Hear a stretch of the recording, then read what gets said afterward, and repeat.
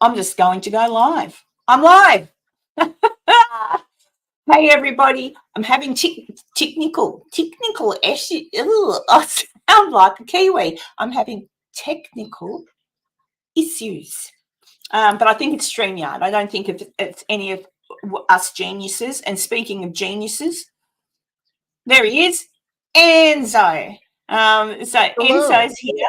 And I really am sorry, everybody, for the time muck up. My bad.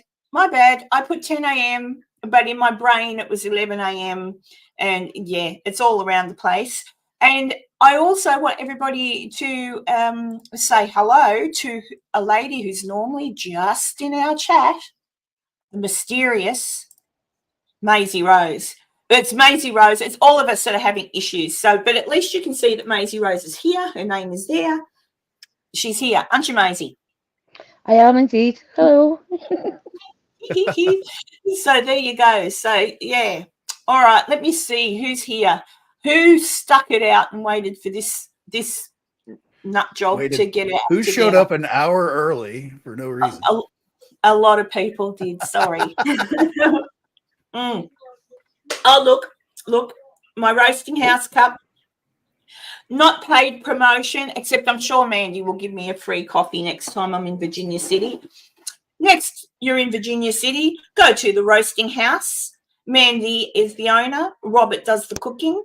Eileen is a barista. And there's tons of other people there too that I love. So go have coffee at the roasting house, nowhere else. Yes, I'm having my coffee. So who's here? Cheryl was here earlier, but that was all right. She went and got herself a drink. Jennifer B, hello. And who else? Oh, I've lost it.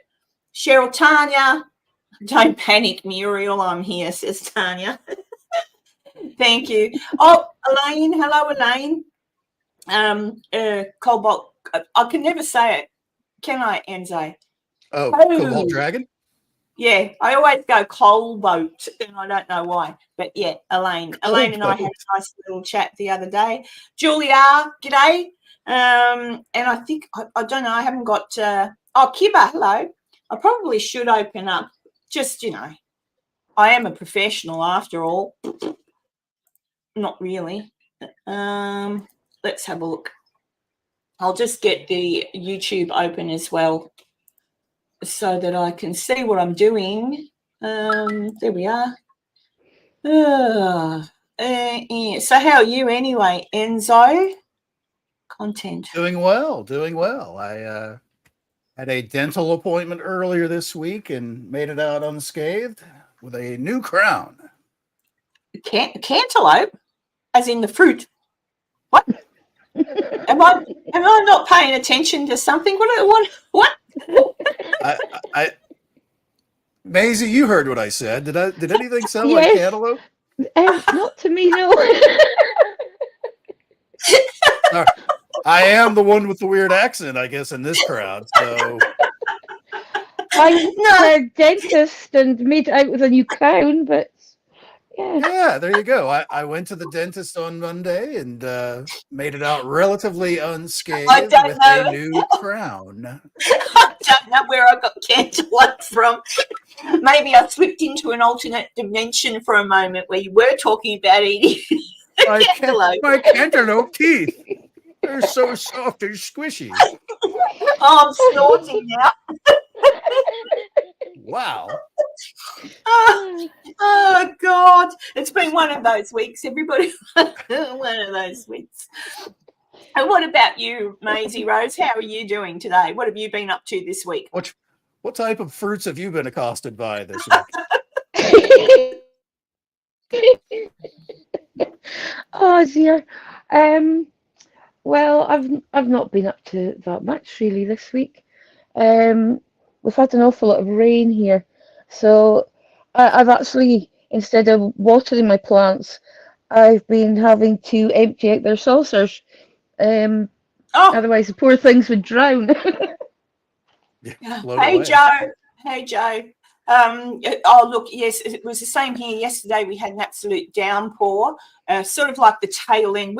Where I am near Brisbane, we get the tail end of any cyclones that go through up higher. So I think that's what we copped yesterday. It wasn't too bad, just a bit windy, but tons of rain. So that was really good. Like you, Rosie, I didn't have to water my plants. And yeah, and I had my little episode. I had an episode yesterday. I released my episode yesterday. I think just about everybody here in the chat at the minute saw that. Yeah, so I've just been working. I've been reading. Look at this, Elaine, if you're listening. Elaine reads books, Cobalt Dragon. I am reading. I've got to actually control myself because I've got 3 books. And I'm thinking I probably should just stick to reading one at a time because then I get confused as to where I saw what I was reading. I'm reading. It's for research. So this one here is Janice's little book. Is that reading the right way? Is that? Yes. Yeah. Amazing Nevada. Amazing Nevada by Janice Oberding. I'm reading that at the moment, bedtime stories, that is, because each little story is a bit short, like it's just maybe 2 or 3 pages. So if I'm tired, it's not too much. But that's good because there's a lot of information in that book for me. But mind you, but I've got tons of other books. And then there was this one that I'm trying to read. I don't know if you can see. I'm reading backwards. You can read. Preserving Traces of the Great Basin Indians. Yeah. So I met this author too, Dennis Casanelli. He's an older gentleman and he's absolutely awesome. But he's gone to all these, like he's got. So I'm reading about the Indians, okay? That are all around Nevada and all that area. So that's really interesting too, because that helps with my research. Because believe it or not, Virginia City, Nevada, the whole lot, I didn't realise whilst they're mining for gold and all that sort of thing in the early 60s, 1860s, meanwhile, there's a civil war going on that I didn't forget about, but I'm like, oh my God, that was all around the same time. And then also the Native Americans were fighting for their life to try and maintain their land. And it was all, and there's quite a few people that were miners in Virginia City that went off to fight the Indians, and they lost. I think the Indians won.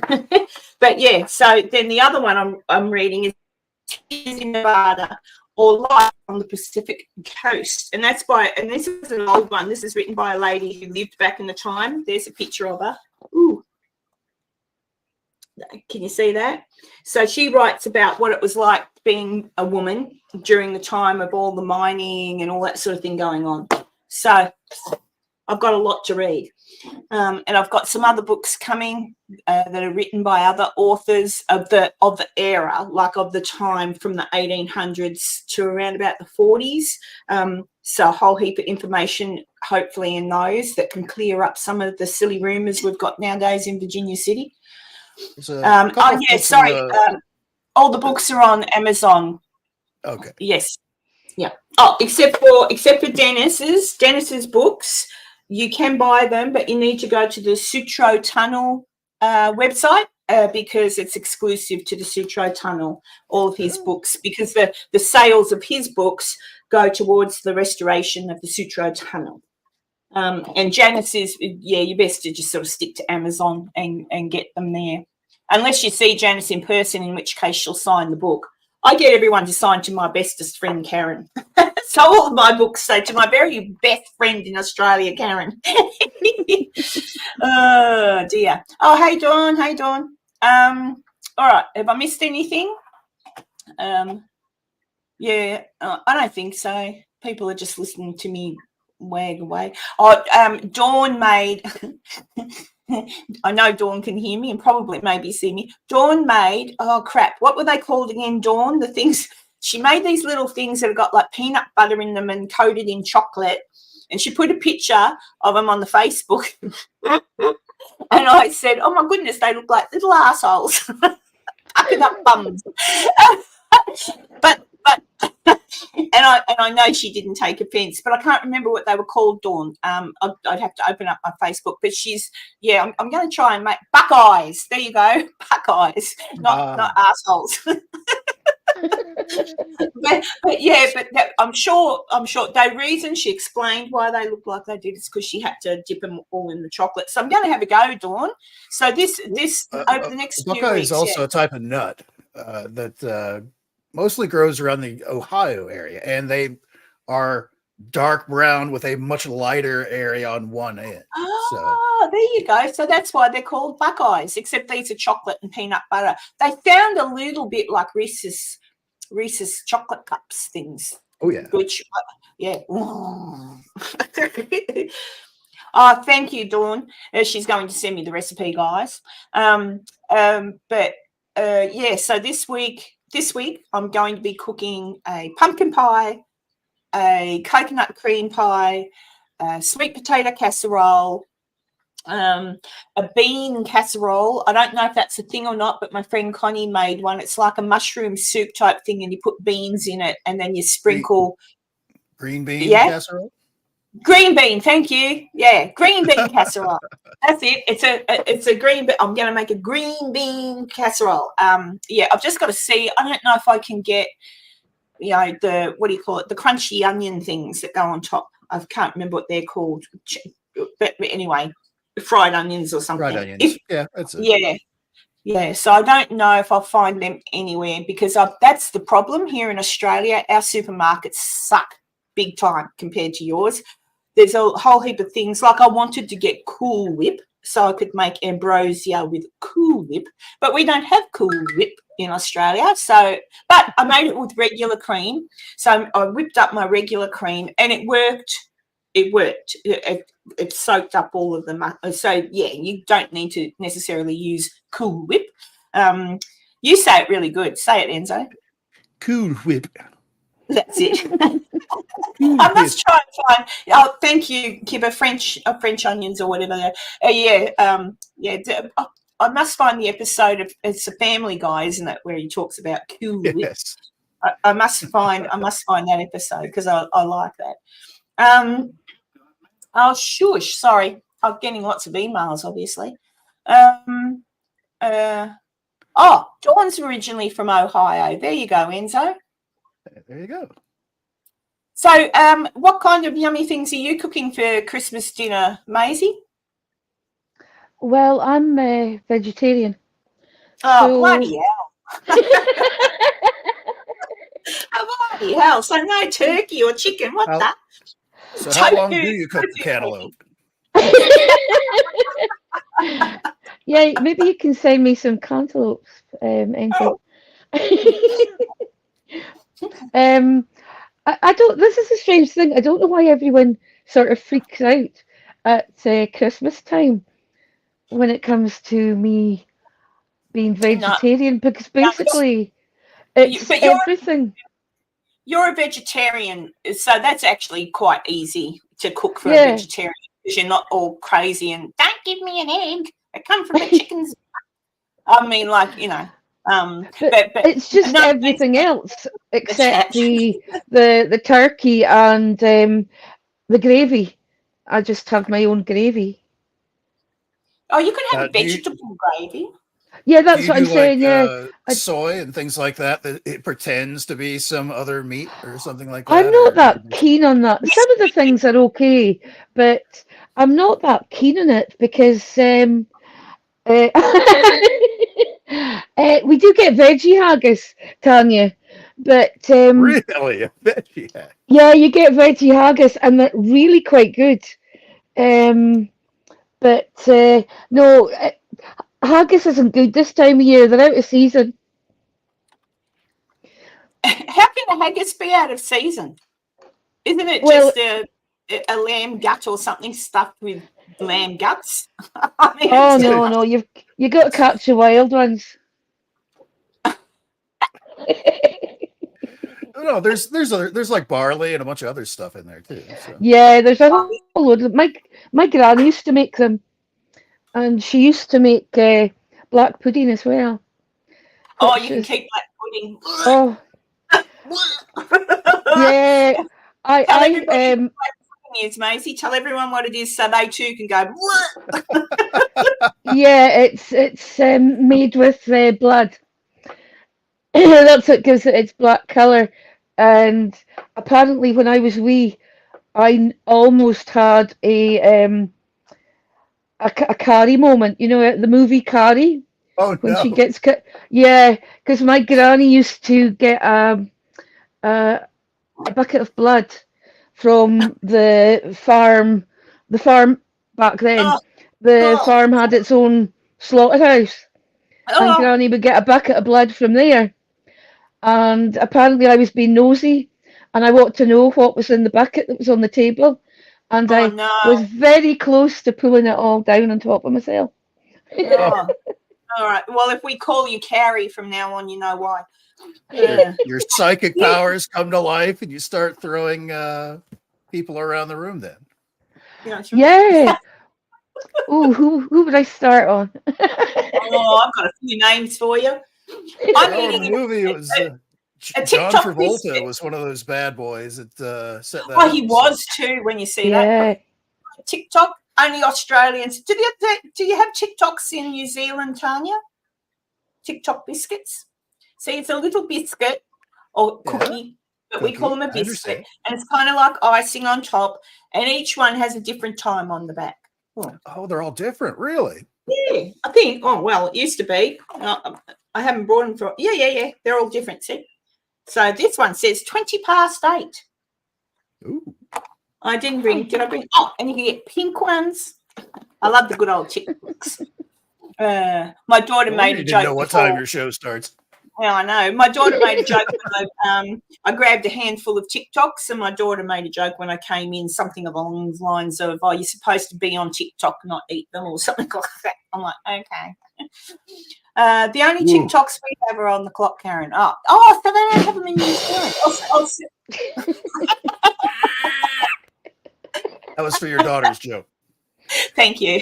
It didn't fire the first time. I was like, what happened? Mike. Oh, and thank you, Kipper. That's exactly how I'm going to make it, because that's how I watched it get made. So that's the idea. Mike says, sorry, I'm late. Mike, I've only been here not even 20 minutes yet, because I'm late. I forgot for an hour and 20 minutes already, Mike. What do you mean? yeah, Mike. No cantaloupe for you. I don't know. Did anyone have any questions? If you have any questions at all, even if you're interested, maybe I'm the only one who's in love with Virginia City.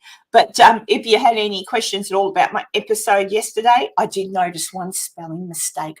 I left out a letter in a word, but no one noticed because I guess they didn't read what I wrote. Yeah, the yellow are my favourite, Cheryl. I'm going to take a bite. Good.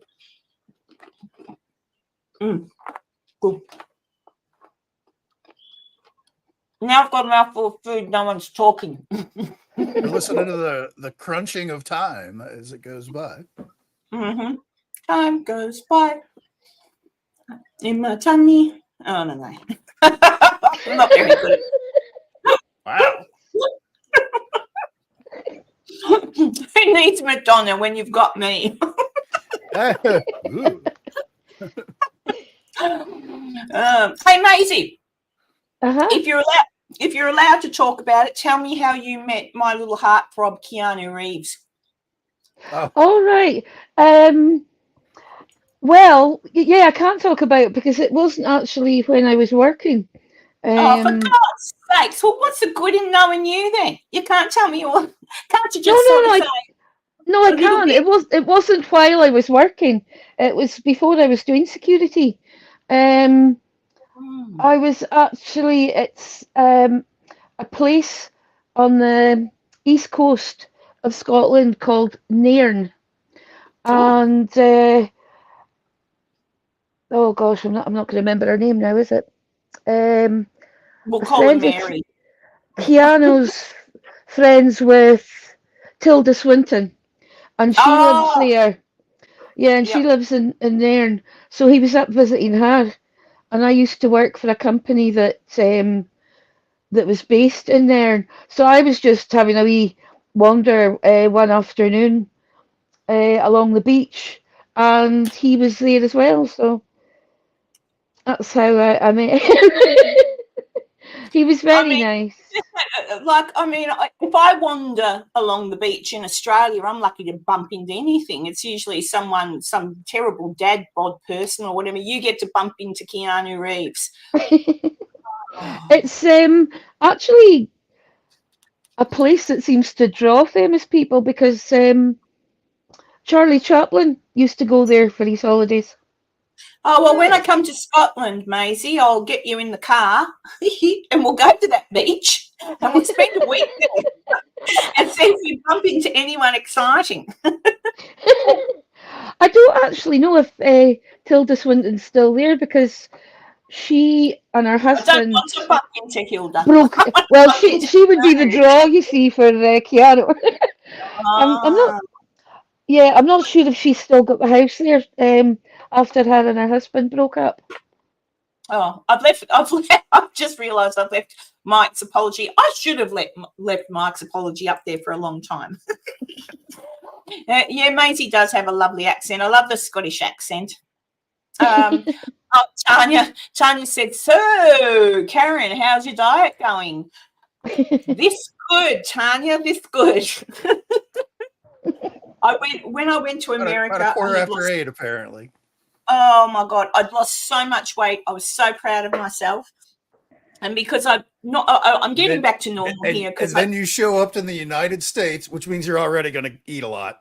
Yeah, and over Thanksgiving, the most fat holiday of all. Yeah, and now I've got Christmas here. Yeah, when I showed up, I was normally, and I am getting back into the swing of it now, normally when I wake up in the morning, I don't eat anything until maybe 11 a.m. I normally just have coffee because I'm just not hungry. So if I'm not hungry, I don't eat. But around about 11 o'clock, I get a little bit, what could I have? And then I just have a main meal. Like, that's about it. And my main meals are generally not very big. But in America, I'll blame my friend Connie. It's an American's fault.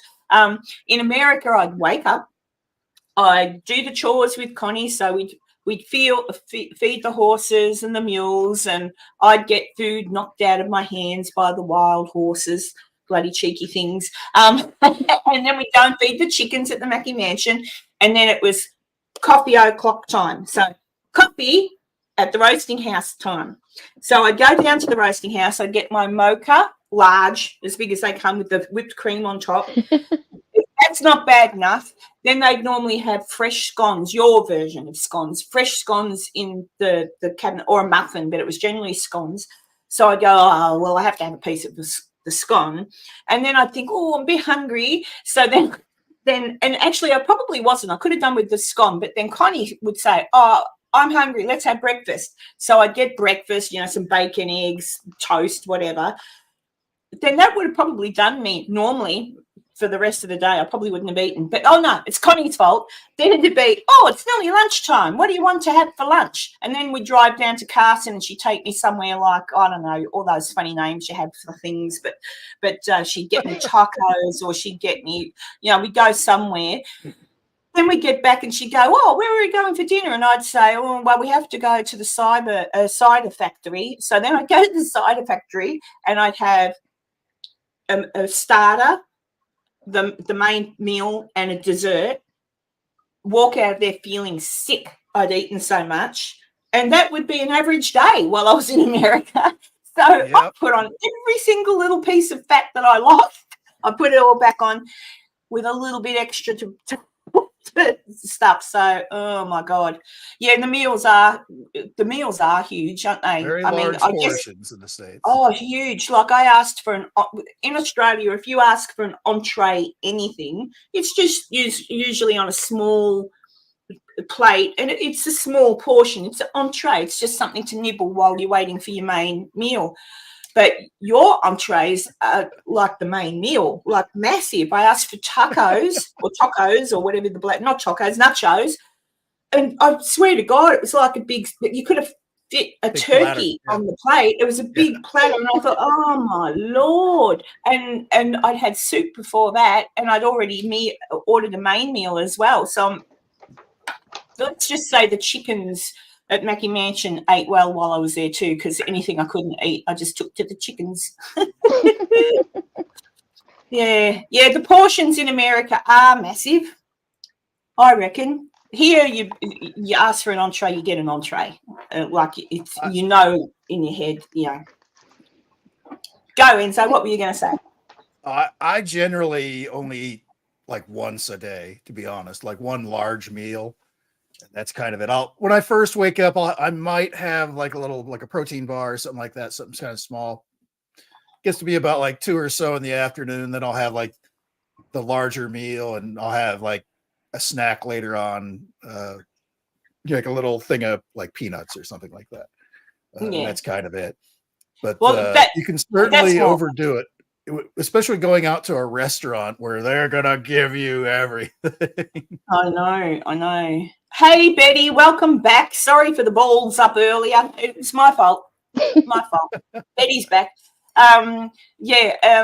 Betty's back. Yes, she's back. Look, it's sing along with Karen. Betty's back. All right. It's all right. I haven't been drinking either. Let's see. What's cheaper? Depends on where you go. Posh places have multiple courses, but they are smaller portions. Fast food, you can make a meal of a sandwich, fries, and drink. In America or Australia? Tanya. What's Dawn got to say? Hang on. Bloody Dawn. She's just saying hello to everyone. I can't get over how pretty Dawn's eyes are. I reckon she has great eyes. If it hadn't been for the fact that I've actually seen Dawn, I'd think she's got eyes that she just sticks on. Like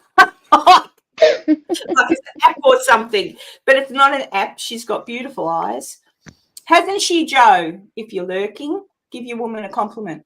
Dawn says, I eat like a bird, so I order an appetizer as a meal and have leftover for days. Yeah, see, your appetizers are what we call our main meal, I think.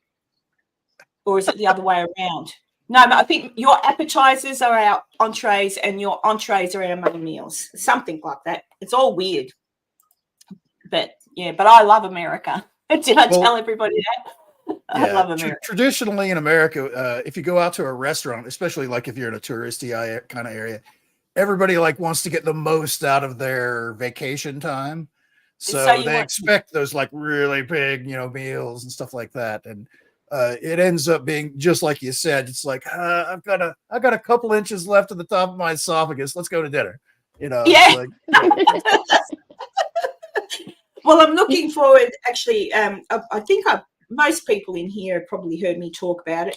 I'm going to England in September of next year. I must bring up the dates, but it's September. I can't remember the date exactly, but I'm going on a 2-week. It's like a paranormal trip. It's actually with a lady called MJ, who's put together this big trip, and it's all inclusive. Except for the meals, I guess, because you've got to pay for your food and whatnot, but the accommodation's included. But mind you, I paid for the accommodation. Does that make sense? But she got it at a discount, so that was good.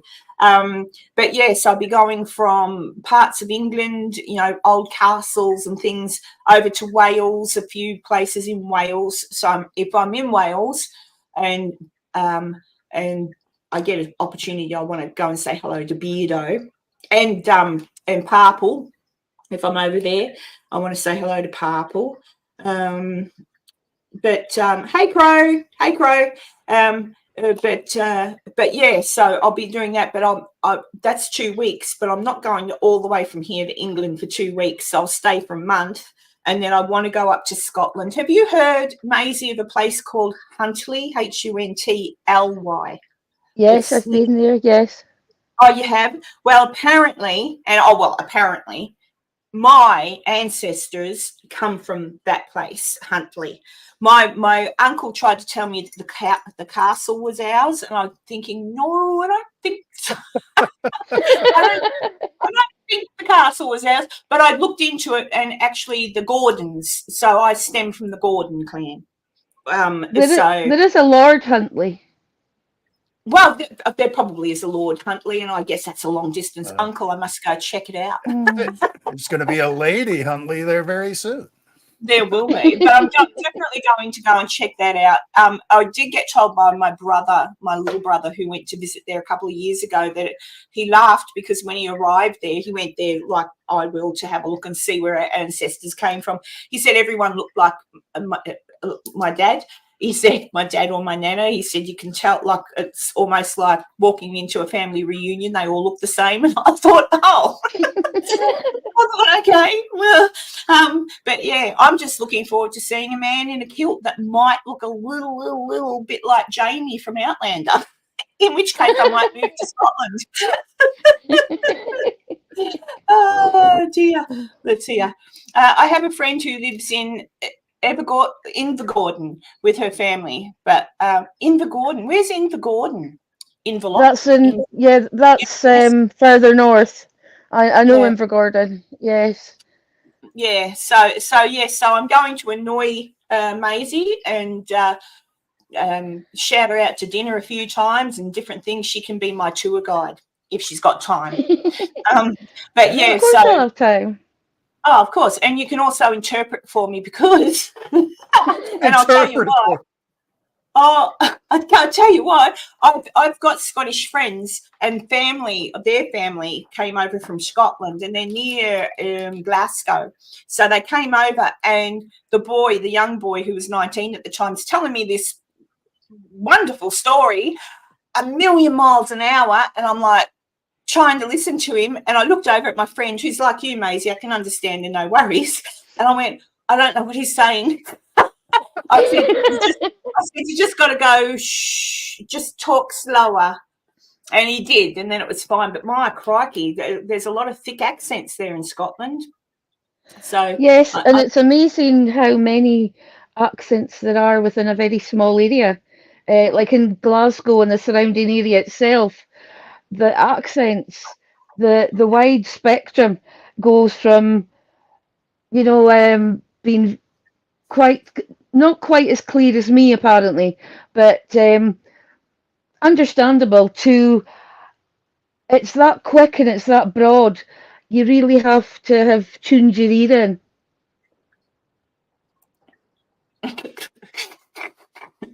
I'm sorry, I just don't know why, but I started to think of Enzo's cantaloupe again.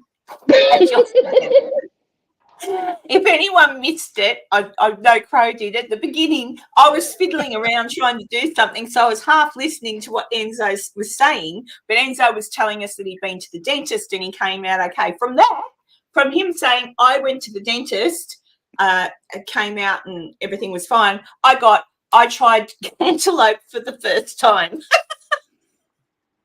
That's what I heard. So now I keep thinking. Had some cantaloupe. I had to go to the dentist afterwards. It was way too crunchy. They didn't tell me you had to take the rind off of it first. I was trying to eat it like an apple. Hey, Mike, are you there? Mike, look, that was your fault. See that? That was your fault. What? You said you wanted a fucking mug, so I made a fucking mug, and there's a mug, all right?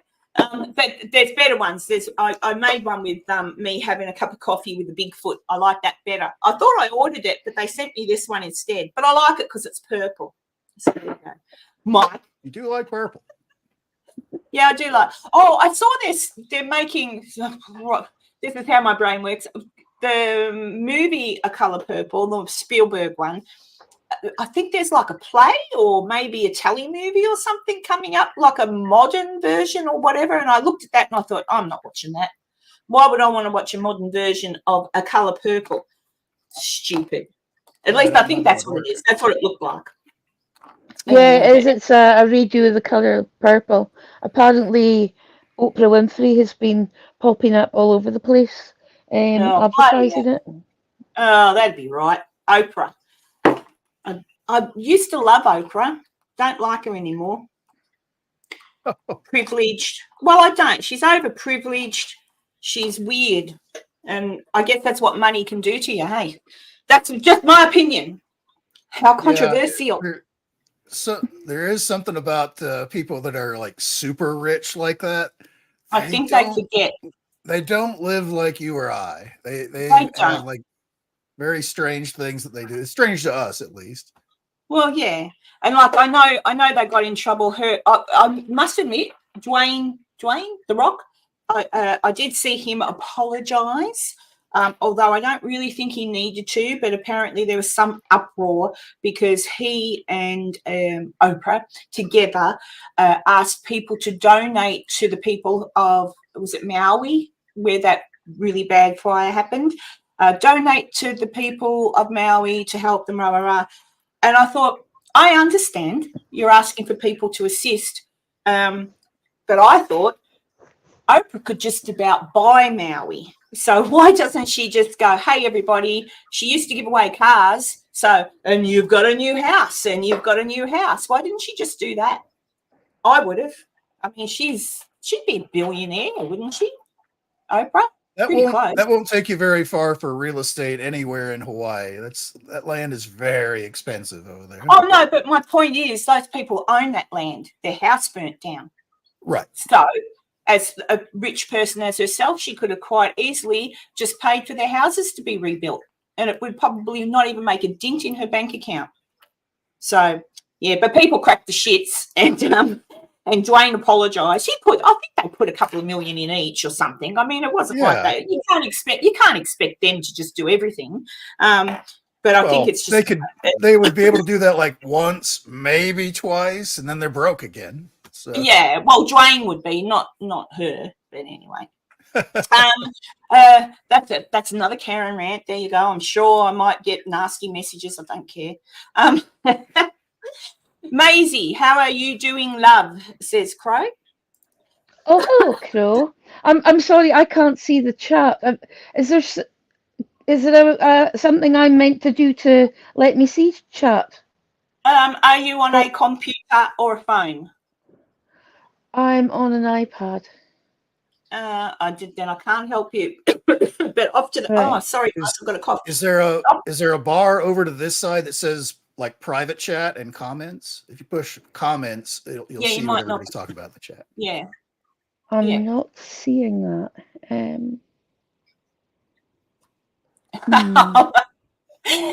Mike heard me go cook and say, did you get the one with the Bigfoot on it, Mike?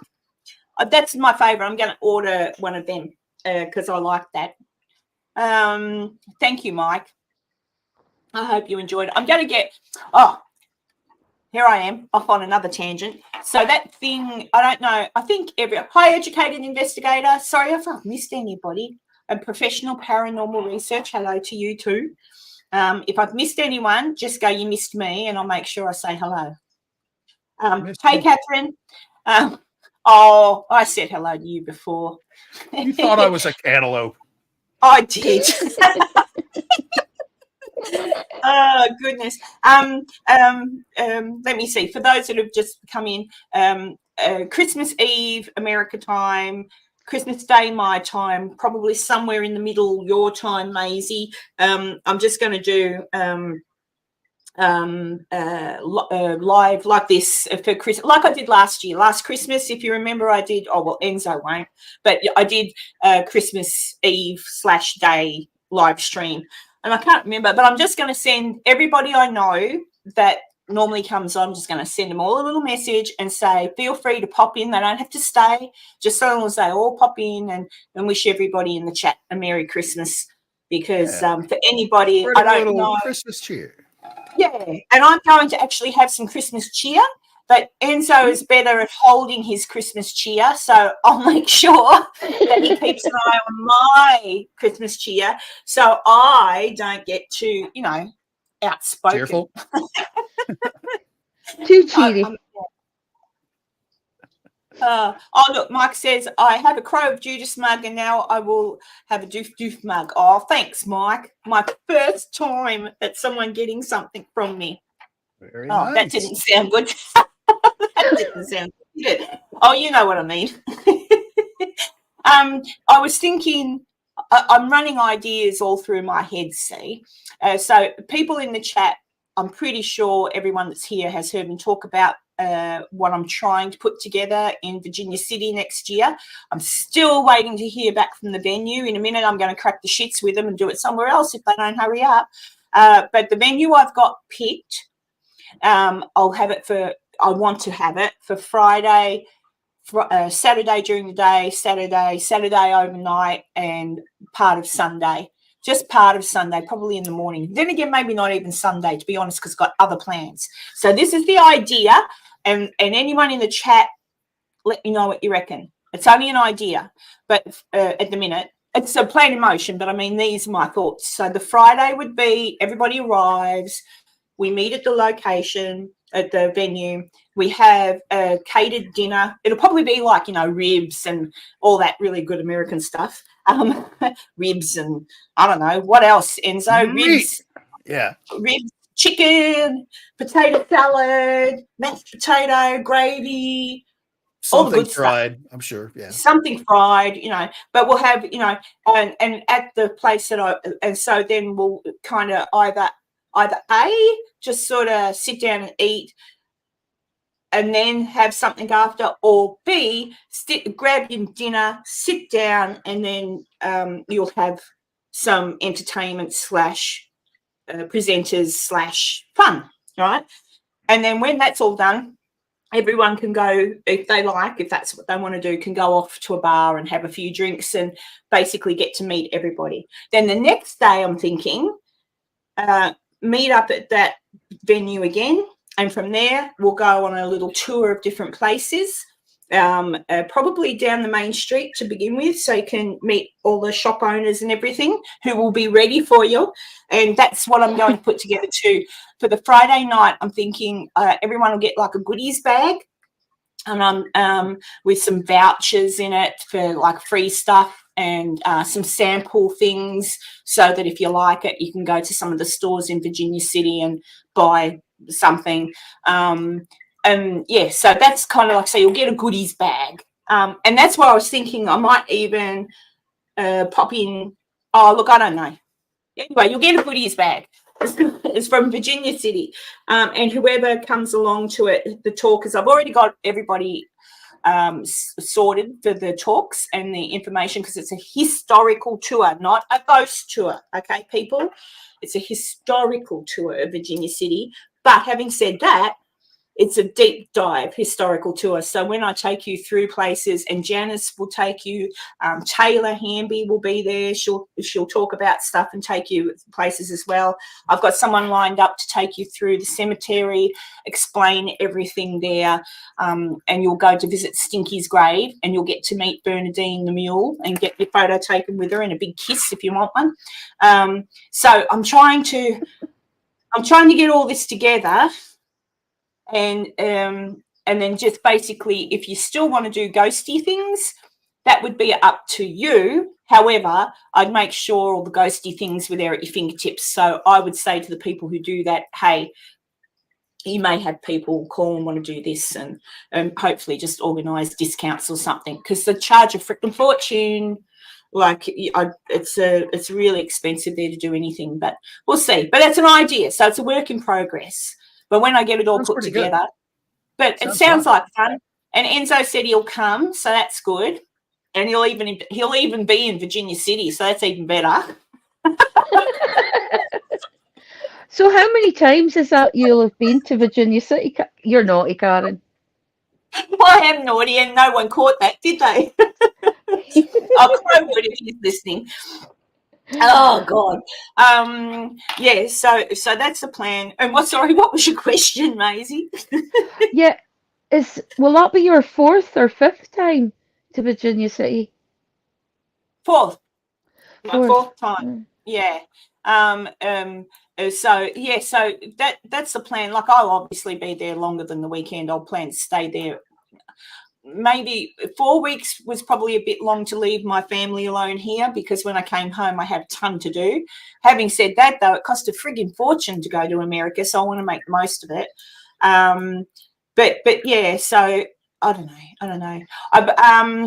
But yeah, at least 3 weeks I'll be there anyway, because I want to see 4th of July in America. I've done Thanksgiving in America. I've almost done Christmas. At least I went on the Virginia. Oh, that's the other thing I'm going to try and organise too, a big train ride for everybody. Ooh. On the Virginia City truckee train, so you can see things. But yeah, so I've got lots of ideas. It just means, is it all going to squish into the 3 days? Weekend, yeah. It's a lot. But if it doesn't, then I'll put in what is important, and then maybe plan another one some other time and do the stuff that I couldn't do that time. Or maybe people will want to stay longer, just do that weekend thing and then go off on their own once they've got all the information and go, oh, well, hey, they talked about this, that, and the other thing. I'm going to go and do that. So it could be an opportunity for people to come to that, but then plan to be there for a week. That's, and then they can see some stuff. I did go on the Polar Express train, Kibba.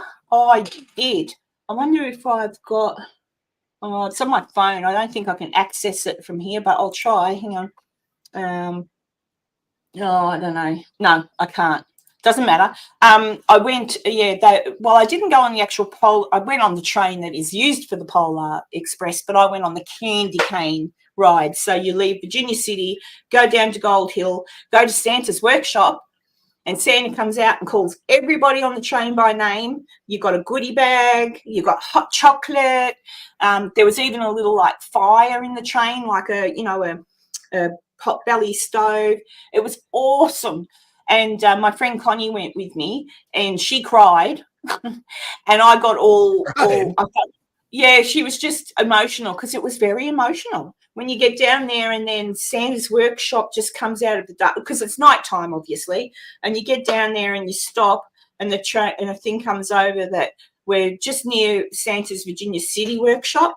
And we've just got to pass through security, and then you see these big lights come at the train that kind of scan the train, and then a little voice of an elf goes, yeah, you've got the all clear, everyone on the train's good except for the conductor, but that's okay, we'll let that pass. And then as the train slowly starts off, woof, just like that, across the way, everything lights up, and it's also magical when you see the workshop and you see lights going off everywhere. If anybody is near to Virginia City at all and can get there, at the moment I don't think it's snowing or anything like that. So, I mean, it is, but, that you can still get in. If you have opportunity to try and get on that ride, even if it's the candy cane one and not the Polar Express, you've got to go.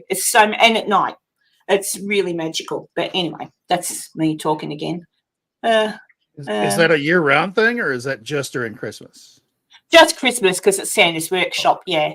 But you get train rides year-round. Sometimes they follow the Bradleys. Hello, hi. What was I saying? Yeah. But look, there's just so much. Like I said the other day, some people have said to me, "Oh, Virginia City, Schmitty, whatever. I've been there. There's not much to do." You're not looking, because I've been there. Like there's a lot to do there.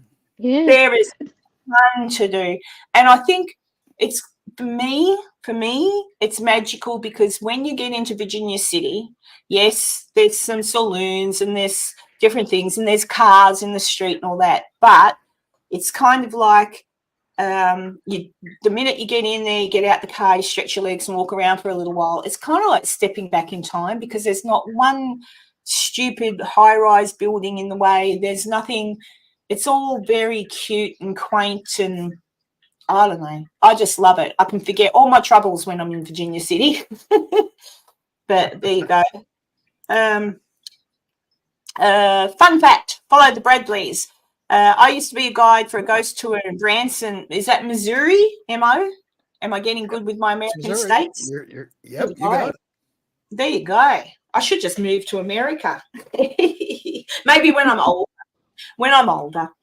But then you see, Maisie, I'm coming to Scotland. Who knows? That boy in the kilt a boy. I don't want a boy. That man in a kilt, you know, just Well, I've got a spot for men in kilts. You are royalty there. You're going back to your old I castle. might be. There's the Castle Huntley. Yeah, I'll make fun of that for sure. But yeah, no, but yeah, I looked that up because I thought Castle Huntley. And when I did the research into the family history a few years ago, I thought Huntley's just like anything. You know what I'm talking about, Maisie, and even you guys. If you've got someone who's Mr. Butcher or Mr. whatever, it came from you. You had your first name, but your last name came from, generally speaking, your profession. Yeah. Or where, and then if that wasn't the case, it was where you lived. And so therefore people who lived in Huntley would have the last name Huntley, which I got confused because when I went right back, it goes all the way at some point after that. What was that big war they had, Maisie Rose? You know, the one that Jamie and Outlander fights in, and all the Highlanders are nearly done. But it's one of them big wars. But after that, a few Scottish I don't know. I mean, there was the Battle of Culloden, and there was Glencoe, and I think I'm it's not sure. the first one you said, the Battle Culloden. of that's one. But I know that a few of the family people fled from Scotland down to England, but in doing so had to change their name. So they went to Huntley because that was a derivative. And as it turns out, when I traced them, they were Gordons. So that's how I know I'm from the Gordon clan. Mm-hmm. So I'm technically speaking, I'm a Gordon, Maisie. But yeah, let's have a look. What have I missed? Kibber says that I live closest to Santa Claus. Is there actually a place called Santa Claus in Indiana? Or are you saying Santa Claus lives in Indiana? Oh, they have a Santa village and a light show every winter. I reckon it's just nice and magical to do that. I think that's why I got emotional when I saw that. You're just taken back to being a kid when you've got no worries. There's a lot of places like that in the U.S. where they're specifically named for a certain thing like that, and that whenever that time of year comes around, it's like I used to go to work all the time up near Fairbanks, Alaska, and between where the base and Fairbanks was, there was a tiny little town called North Pole, Alaska. Now, it's not really near the North Pole, the actual North Pole, but it's just the name of this little tiny town. And they had a big Santa town kind of thing, so that whenever the post office anywhere in the United States gets a letter that's being sent to Santa and it just says North Pole, that's where it goes. Oh, and they answer every single one of them. Oh. So it's got like a little postmark, North Pole, Alaska, which is pretty close to the real thing. So the kids get a kick out of it. Oh, Mike's been to the North Pole in Alaska. The actual North Pole. No, hang on, I've forgotten. No, the North Pole's not in Alaska.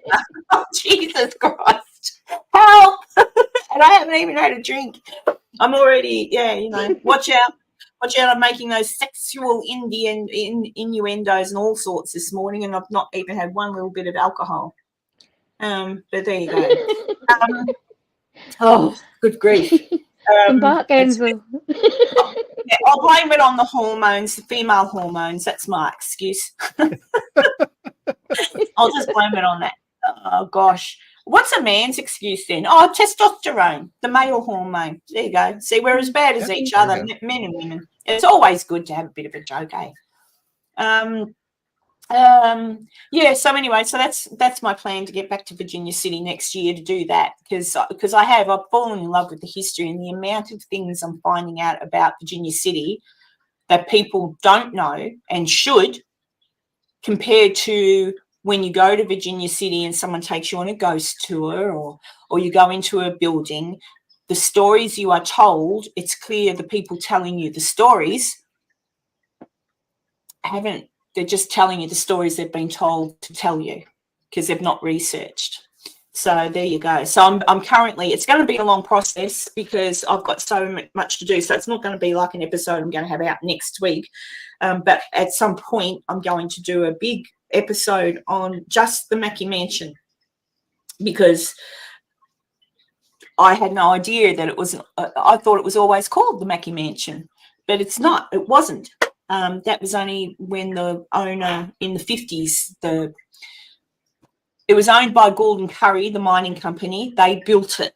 So you hear, oh, George Hurst built it. No, George Hurst did not build it. George lived in it.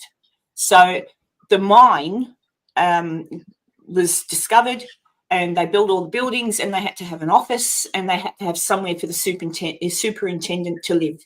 So they built that building, which is now called the Mackey Mansion. So they built that, and the superintendents lived in it. The office was on that first level from the street, and storage and whatnot. It was very different to what you look at it, like when you look at it now. The rooms were used for different things. So it was the office, the Gould and Curry mining office. So that was one thing. And then finally, when the last superintendent was living there and the mine went out of action and it all shut down, the last superintendent purchased the house. And then when on his passing, his daughter sold the house in the 50s. And when she sold it, the new owner who purchased it changed the name from Gould and Curry, because it was still on it, Gould and Curry Mining Office, changed that to the Mackey Mansion. I do not know why, because Mr. Mackey barely lived in it. Mrs. Mackey, in my episode that you saw the other night, I still hadn't actually gone through all the, I fell across more information after that. So Mrs. Mackey never probably stepped foot in there. So Mrs. Mackey didn't live there. Mr. Mackey did, for a short time only, because he was living in the International Hotel, which burnt down. That was his place of residence. When Mrs. Mackey, if you could pull her into Virginia City, when she would come in, that's where she would stay, because she wanted the high life. And I've even gone into her. So her in herself is a full episode, just Mrs. Mackey, because I had the impression she was a bit up herself and just wanted money. She come from her life story leading up to when she met Mr. Mackey is quite heartbreaking, and I can understand why she hated Virginia City. So I'll put a little episode, but she lived primarily in San Francisco, and then later in Paris, then London, then back to Paris. And then I think she died in New York, because they had houses everywhere. But yeah, so lots of these things. So when you go to the Mackey Mansion, you're told this is Mrs. Mackey's room, this is Mr. Mackey's room. Someone called Emma passed away in the house. Never happened. The lady fell down the stairs and died. Never happened. You get told all these stories that are absolutely untrue. Absolutely not an ounce of truth in them. So that's really annoying, because people go there and investigate. Even myself and Cassie, we went there with Jason and sat on the stairs, because you're thinking, well, you want to address whoever it is you think is there. So you say, hey, this, it didn't happen. So I'm working on it. So it's a work in progress. I've got some other people in Virginia City that are involved with the historical group that are trying to find some other stuff out for me about that shooting. That's another big story about the Mackey Mansion. The guards, there's two. The owner of the Mackey Mansion tells me that the guards were shot dead, not the robbers. The owner of the Mackey Mansion tells me that the robbers got away with the silver, were caught and later hung. However, I can't substantiate that, because there were only ever 4 hangings in Virginia City that were noted, and none of them were robbers of the Gould and Curry mining office. Everything I've gone through doesn't even indicate it was ever robbed. So I don't know exactly where that story came from, because the known story is that the guard shot dead the 2 robbers. Again, I can't substantiate it. No one can. So I've got other people digging deep to try and find something that gives that information, so I can find names and details. I was told by somebody that it was reported on in the Territorial, the newspaper of the day. I'm asking, well, good. If it was, can you provide me with that information, please? Because I can't find it. So it's beginning to look that even maybe that story isn't true, that it might have been some kind of legend, because they did keep silver and gold in the vault there. It was a pretty big vault. Right. They did keep it. So maybe, this is just an assumption on my part, maybe it was a story told to put people off. Keep people from trying to rob the place. Yeah, because if they thought for a minute that there were armed guards just waiting for you, then they wouldn't have tried, because there was tons of robbery. And that's the thing, tons of robberies at the time. Stagecoach, well, Enzo, I haven't drunk. Stage coach robberies. Thank you for the support, Maisie Rose.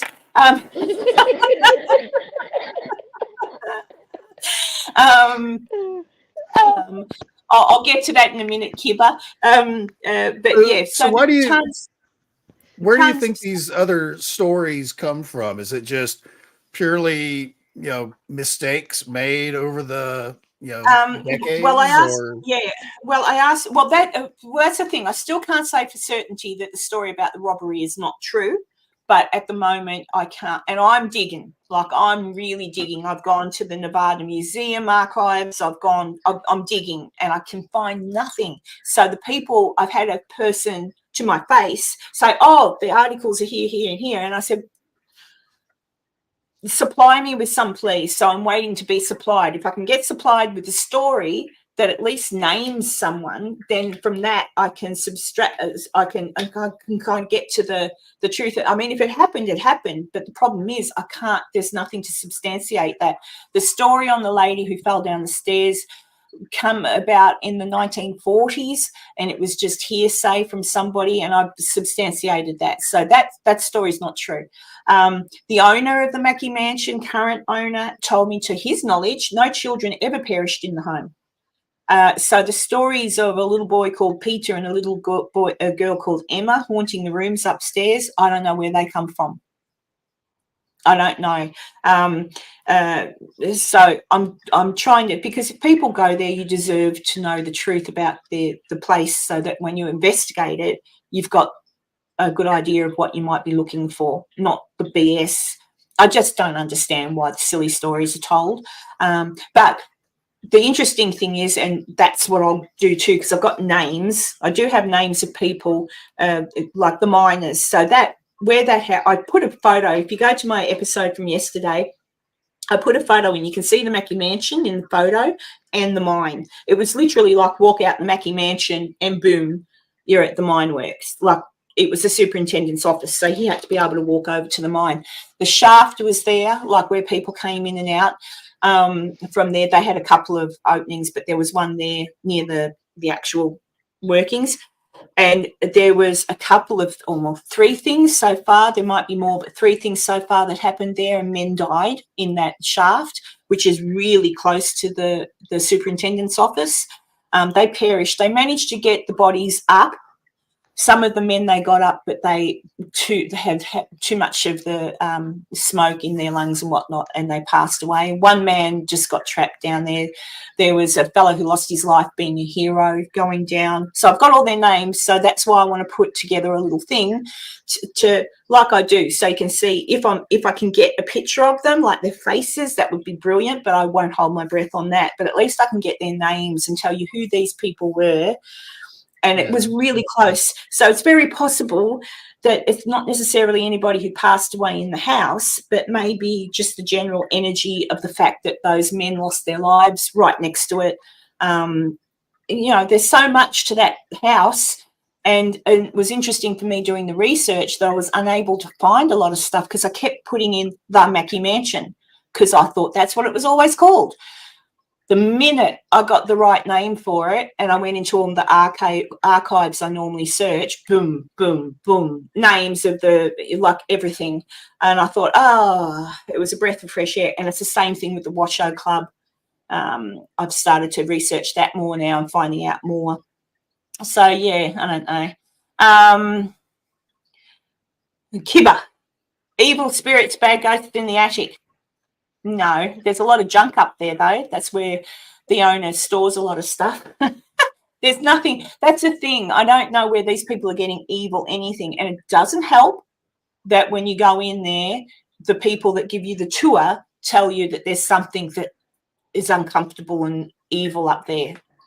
Screwed if I know, because there's nothing in reality. See, I look at things as if it's someone who may have lived there or lived nearby. Maybe I'm wrong. Maybe people can make okay, Dawn, go make some more food and tape it this time, so that, you know, go to Joe's and cook with him in the kitchen and make a tape of the cooking. Oh God, in the kitchen. You know what I mean, Dawn. But yeah, so the problem is that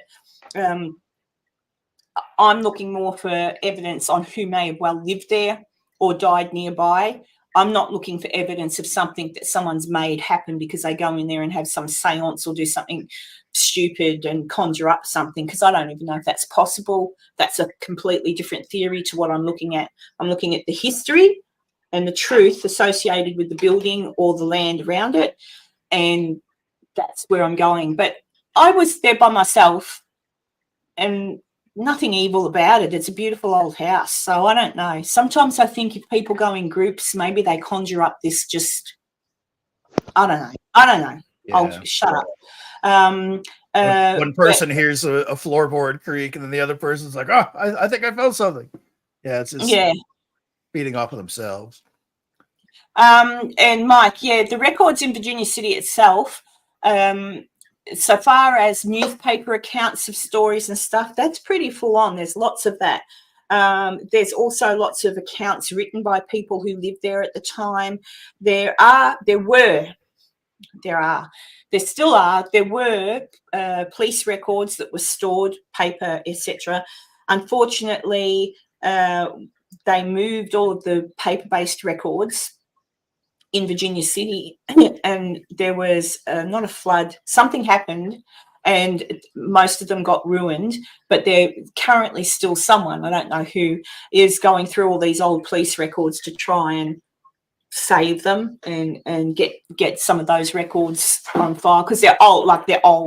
Because there's been tons of murders in Virginia City, suicide. Oh, you can't say that word on the YouTube, but you know that word. So there's tons and tons of stuff that's available, but you got to pay for it. I mean, I'm paying for some of it. It's not a cheap thing that I'm doing, like the research. If I just relied purely on word of mouth and what you can actually just find by Google search, I'd get all of that information comes up and it's incorrect. Like, it does my head in.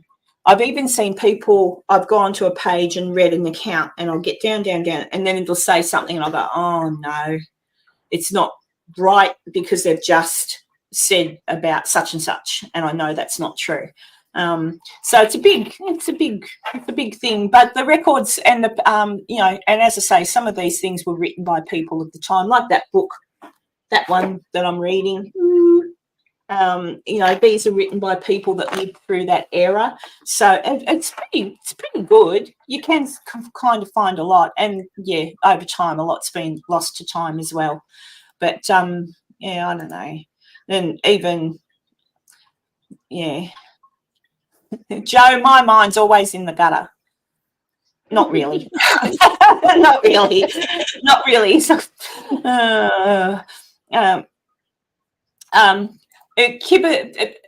that's probably actually not even quite a good statement.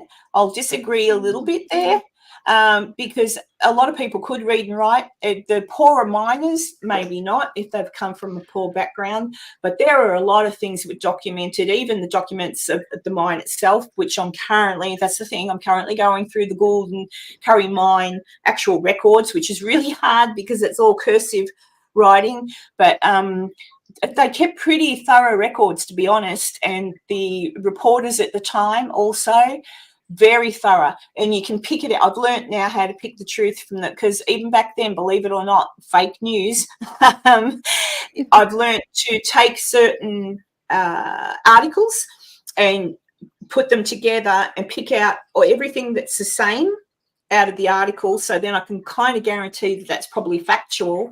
And then all the other little bits, I look at those and think, right, I'll pop them over in that box, and when I look at more, I'll see what I can pull out of that box and join up, because they did take liberties. But it was pretty close though. Hi, Candy. But yeah, so anyway, it's a deep dive and I'm loving it. But yeah, just the stuff I'm finding out, and even the Washoe Club. Did I show you? Oh, I'm on this computer again. Sorry, I was on my laptop. I showed people, whenever it was, I showed people a picture of the fellow who died in the Washoe Club. Right. And I found out more about the Washoe as well. So although it was nicknamed the Millionaires Club, it was a nickname. It was just really the second level. So the third level, and now this has always been, okay. So the bottom level of the Washoe was the bar that you've got now. That was known as the Capital Saloon, not the Capital. Sorry, Crystal Saloon. It wasn't called what it is now. That was the Crystal Bar. It's off the top of my head. So the Crystal something bar, and then there were other shops next to that along the bottom, right? So that's the bottom of the building, the Washoe Club building. The second level is where all the rich men, etc. That was the men's club. Okay, they had they played cards, they read books. It was a men's club. So that was the second level. The third level was apartments, even all the way back then. So really, the only level of that building that was the Millionaires Club was the second level. Third level, apartments. Second level, Millionaires Club. Lower level was the existing bar, stores, etc. So, and I've got that, so it's all good. Oh, hello, little Miss Muffet, Lee. So I'm digging into it. So I hope that by the time I put all of this together, I don't think it's going to be a quick thing, because I want to do it properly. I don't want to just put out an episode next week and tell you everything I just had, for example, now. Be quiet. And then find out, oh, shit, that's wrong. Do you know what I mean? Sure. So, yeah. What's Kibber say? My grandfather thought he was named Robert Charles and found out late in life he was actually named Robert Charlie. My grandmother thought she was named Verna and was actually Vernie. There you go.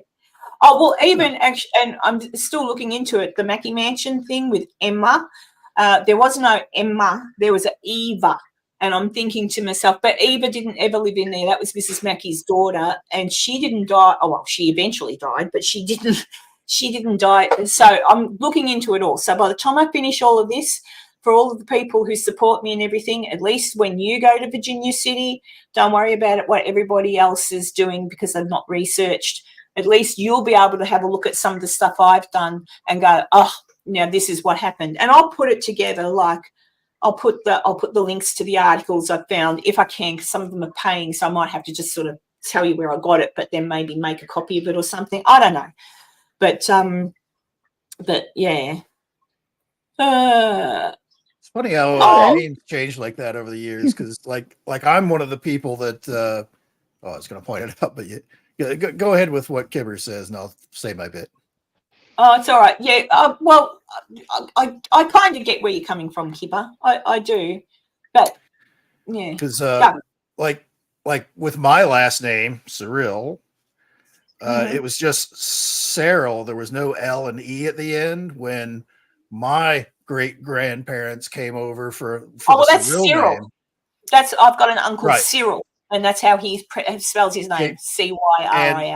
They added the L and the E when they in-processed through Ellis Island, because they just said their name, and they may have said it in a funny way or whatever, and they added the L and the E, and it wasn't until, and of course, once it's on the paper, it's like, that's your name now. And I've encountered a lot of people in the U.S. that had slightly unusual last names, especially. Like I had an English teacher in high school. His last name was Duper, D-U-P-E-R, when they went through Ellis Island. But for some reason, they stuck an extra P in it. So everyone that he ever met would pronounce it Dupper, and it would drive him up he would freak out and yell at people. It's like, it's Duper. Well, it's funny. Even Maisie might know this. Even like names, names. Names are names. Like people's names do change. Like even one of the people that passed away in the Washoe Club, his name was John, but everyone called him Scotty. And when you look at his name, you get that probably because of his Scottish roots, you see, but because his last name was McCulloch, and that's a Scottish name. So I would say his nickname came from the fact that he had a Scottish name and they called him Scotty, which is a very Australian thing to do, actually. That's how we name people. So I think names and stuff, it's not probably so much they didn't know how to read or write. It's just they got changed. People would like that. You know, you call someone Scotty and everyone knows him as Scotty, but his actual name was John. You know, I had an uncle who was called Jack, but his name was John because Jack is short for John. Don't ask me how. But so names is a tricky one. But where's Joe? Is Joe lurking, is he? It's all right. I just saw somebody write something. Karen? There you go. Yeah. So, is there anywhere else in America that you want to go to? I know you're doing all this work in Virginia City, but are you interested in traveling and seeing anywhere else? Well, actually, that's a lie. I would like to go and meet up with ENZO, and ENZO can tell you where I want to go with ENZO. Tell him, Enzo, that place we were talking about the other day that all the weird things happen. Oh, near me in southeast Kansas? Yeah. Caney, Kansas. It's a tiny little town in southeast Kansas that I know some paranormal investigators that were born, raised there, and they can go on and on and on about all the wacky, crazy stuff that goes on in that general vicinity of southeast Kansas, northeast Oklahoma, and in the adjoining area of Missouri and Arkansas. Those corners where all those states meet, there's just a lot of very strange. I mean, it sounds a lot like what goes on out at Skinwalker Ranch, where you've got all of it. I call it the paranormal potpourri, where you got ghosts, you got Bigfoot, you got cryptids that aren't Bigfoot, they got lake monsters, they got UFOs, they got will-o'-the-wisps, they got old hags, they got creepy witchcraft people that actually practice there, and they find them doing wacky stuff around the area. There's ghost spook lights, the weird lights that you'll see at a distance. You try and get close to them and they're gone, but then they're behind you. Those kind of things. Lots of wacky stuff. They have like a Paracon kind of thing they put off once a year. They invited me down to talk about UFOs and stuff. And I was, during one of the breaks, I was chatting with the lady, and she's like, yeah, I just came here because I'm trying to find out more about this thing I saw. And basically, she saw a dog man outside of her house. Which is, it's kind of like a Bigfoot, except it's got like the head of a large dog. Yeah. It's there's a lot of strange stuff that goes on that general vicinity where they've got it all. They even have, and these people that I know, they go out, because it's a small town, so everybody kind of knows them, and everybody like knows they're into that weird stuff. And they'll come up to them, it's like, hey, we saw this thing. Can you like go shake some chicken bones at it or something and make it go away? It's like,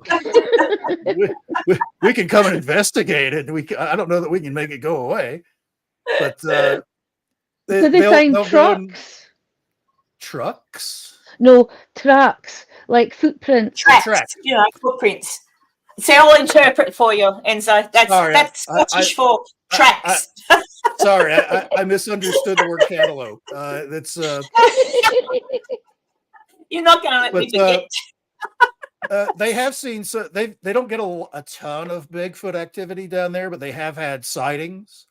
They have had actually, they tell a story where and they didn't tell me this at the time. She ended up taking me there to show me where it was, but they're investigating this one area where there had been some sightings, like Bigfoot type sightings, and they heard something inside the wood line moving around because they were in an open area, and they could tell it was something large, like at least human size, busting up branches, and they could see some trees moving. And then they started getting rocks thrown at them. like baseball-sized rocks.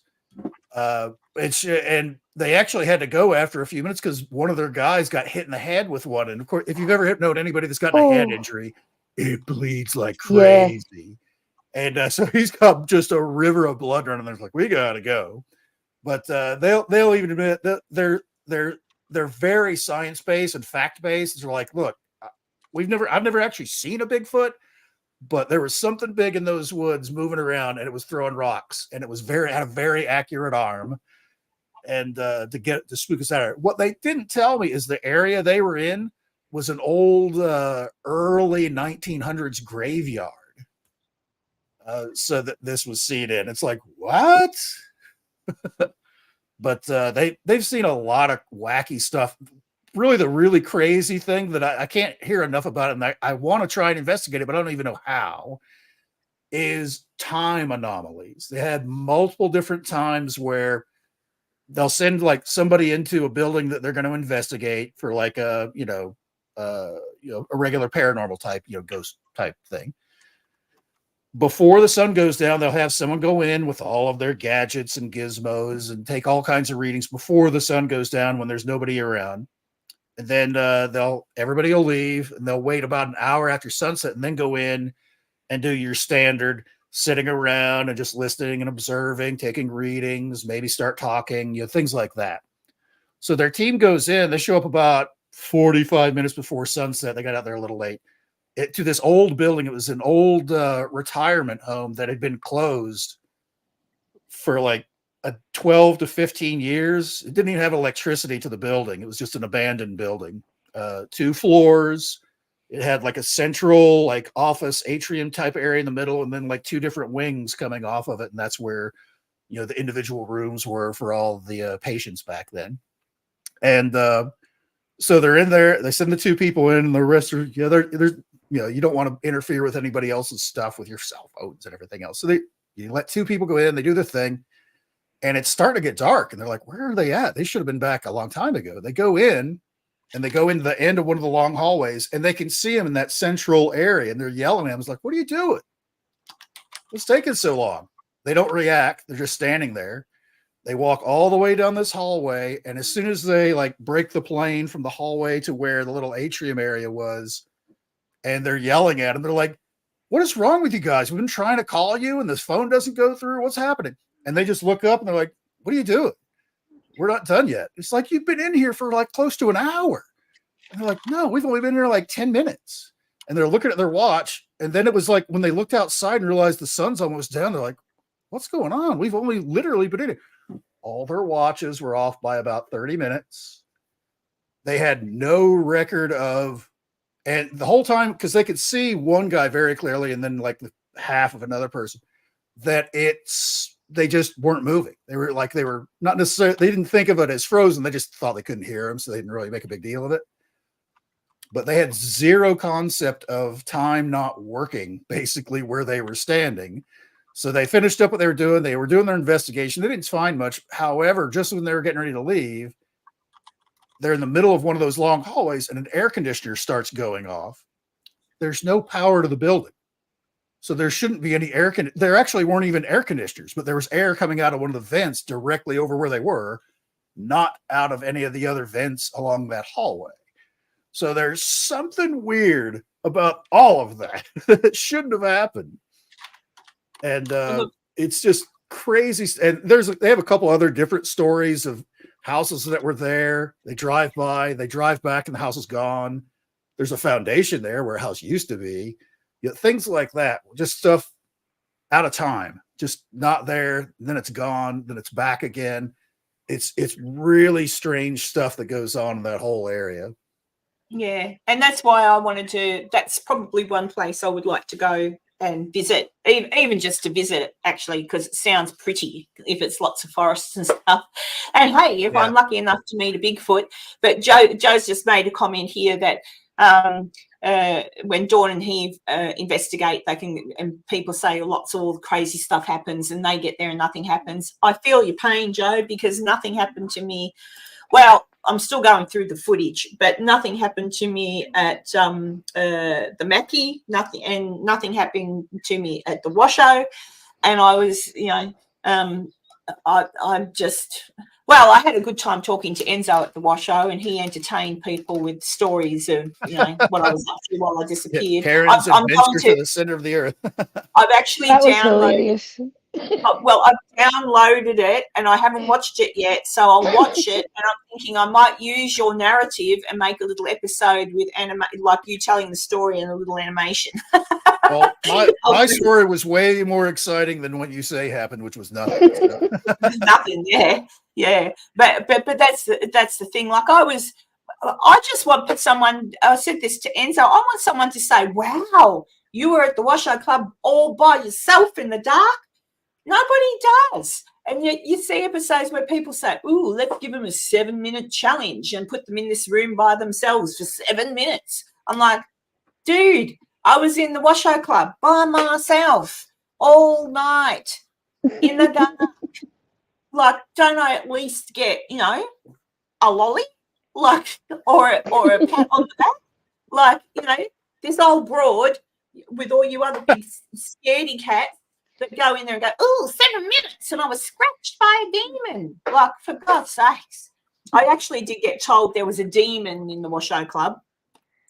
Fair dinkum. Like, honestly, it's true. There was no demon that I saw, okay? But the only other funny thing for some of them, yes, Joe, well, can it be a big deal for me, though, Joe, because I'm a female? And I think despite all this equality and stuff, I'm still a female that was alone in a haunted location in the dark that big men get scared of being in by themselves for 5 minutes. So just saying, I think I deserve a medal. But I can't remember what I was saying now because I saw Joe's comment about big deal. Oh, that's not what he actually said. He said, hang on.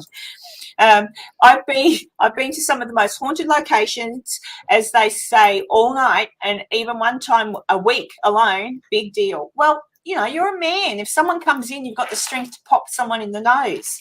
The best I could do was possibly push them down the stairs. You wouldn't want to fall down any of the stairs in Virginia City. Okay.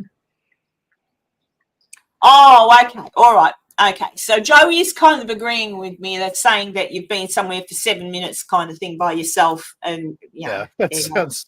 Oh, look, Tanya gave me a medal. Thank you, Tanya. I don't know. Cheryl says, Karen, they know us Aussies are brave. Well, you know what? I had a bit of a theory. I wonder what everybody in the chat thinks about this. Let's go with the, woo, everything's haunted. I'm beginning to be more of a skeptic than I am a believer. I do believe. I just don't believe in a lot of what people say happens. So I just don't believe it. But I do wear Stephen's. It's not on today because I'm home, but I usually always wear my necklace with Stephen and his little locket of hair and stuff in the thing.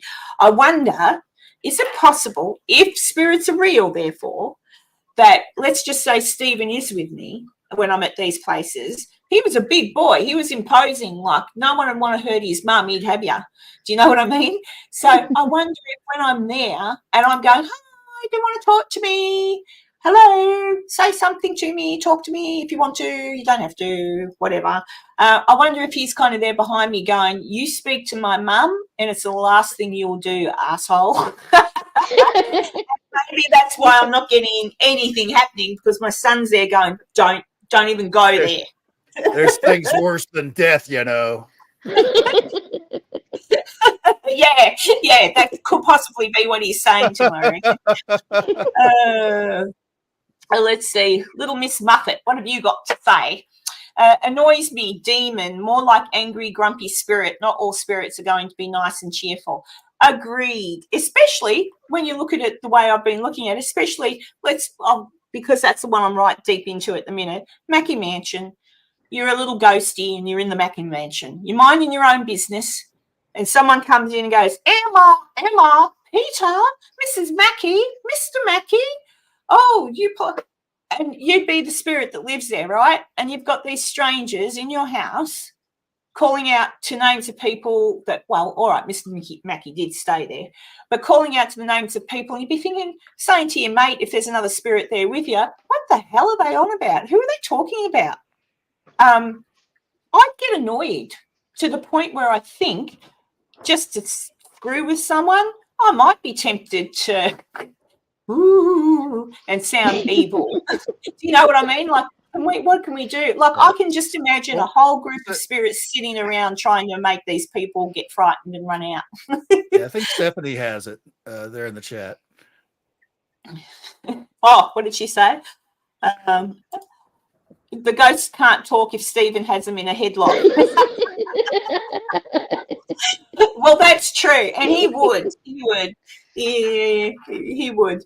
But yeah, and for anyone who watched my episode yesterday, I wasn't going to keep that in my episode where I'm talking out loud about what happened to Stephen. But then, and I actually extracted it. And then I thought, hang on, no, I'll put it back because you see so many people investigate and it's all, no one really tells you why they're investigating. You just think they're going there because they want to find something. That's not why I do it. I do want to find something, as if you watched that episode yesterday, you heard me say out loud to any ghostie that might want to listen. I do want to find something, but I think the moment that I actually find it will be the moment I can rest and go, that's all I need to know. Thank you very much. I won't bother you again. Oh, honest, for me, that's what I want. But my theory is I'm never going to get that. And quite possibly it's sometimes you do need to be with more than one person. It just seems to me when there's more than one person, and Joe, if you're listening, because Joe's been to these haunted places by himself and stayed by himself, and I know he's referring to the Munro house. When you're by yourself, you can probably spook yourself a bit. Like I have. I've been somewhere and gone, stop it. It's just a house. And the reason you can spook yourself is because you will know the stories that have been told before you. And you know that before you've been there, someone says, oh, something rushed me. Oh, something scratched me. Oh, whatever. So in the back of your mind, you think, oh, shit. But if you can put that out of your mind, then it's very possible that you won't get spooked and you won't be afraid, because at the end of the day, it's a building. It's brick and mortar. So that's what I mean. I listen to people now tell me what happens to them, and I've been with groups of people, and more seems to happen when there's groups of people. But that's why I think they feed off of each other's energies. So someone says, like Enzo was saying earlier, someone says, did you hear that? I heard footsteps.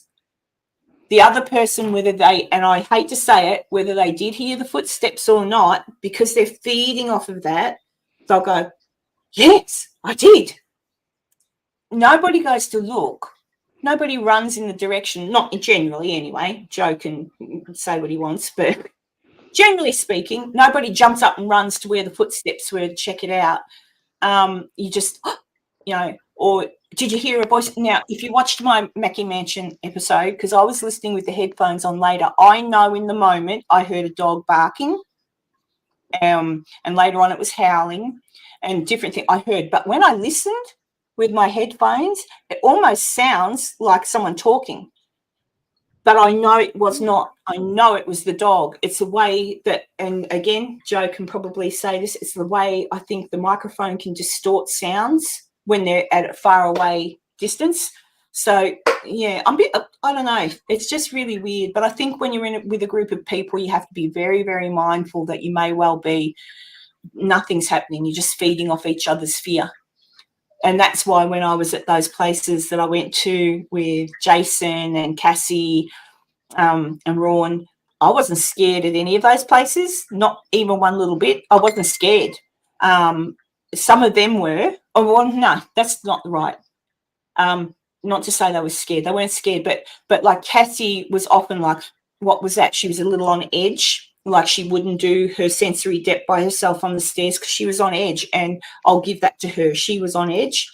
So the point I'm trying to make is I wonder if sometimes when you're feeling like that and then someone else says to you, oh, yeah, I heard that.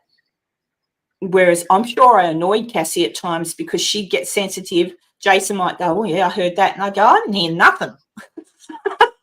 And that's how I'd say it. I didn't hear anything. Are you sure it's not a mouse? Like, I'm sure I pissed him off because I didn't hear anything. I wasn't frightened. I wasn't scared. I wasn't on edge. I was excited. Look where I am. So I don't know. But that's just, it's not to say it's whatever, that it didn't happen. But let's see, what's Joe got to say? Dawn and I have video footage where it literally sounded like somebody was walking up with authority to us at the Monroe house. People heard that on a live stream. Yeah, well, that's what I mean. You may well have. Like, that's what I'm saying. I'm not saying nothing happens. I'm just wondering. And that was just you and Dawn together.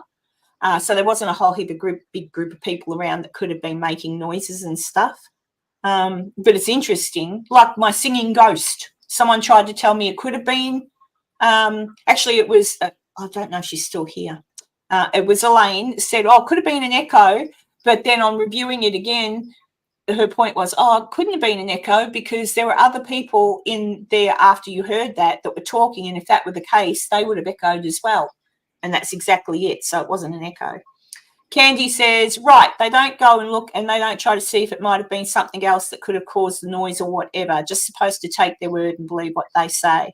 Yeah. And look, some do. I've seen Joe go to check things. So I know Joe does something like Joe will sort of, well, what was that?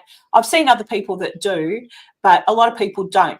They just go, oh, there was footsteps. It might have been, but then it might not have been.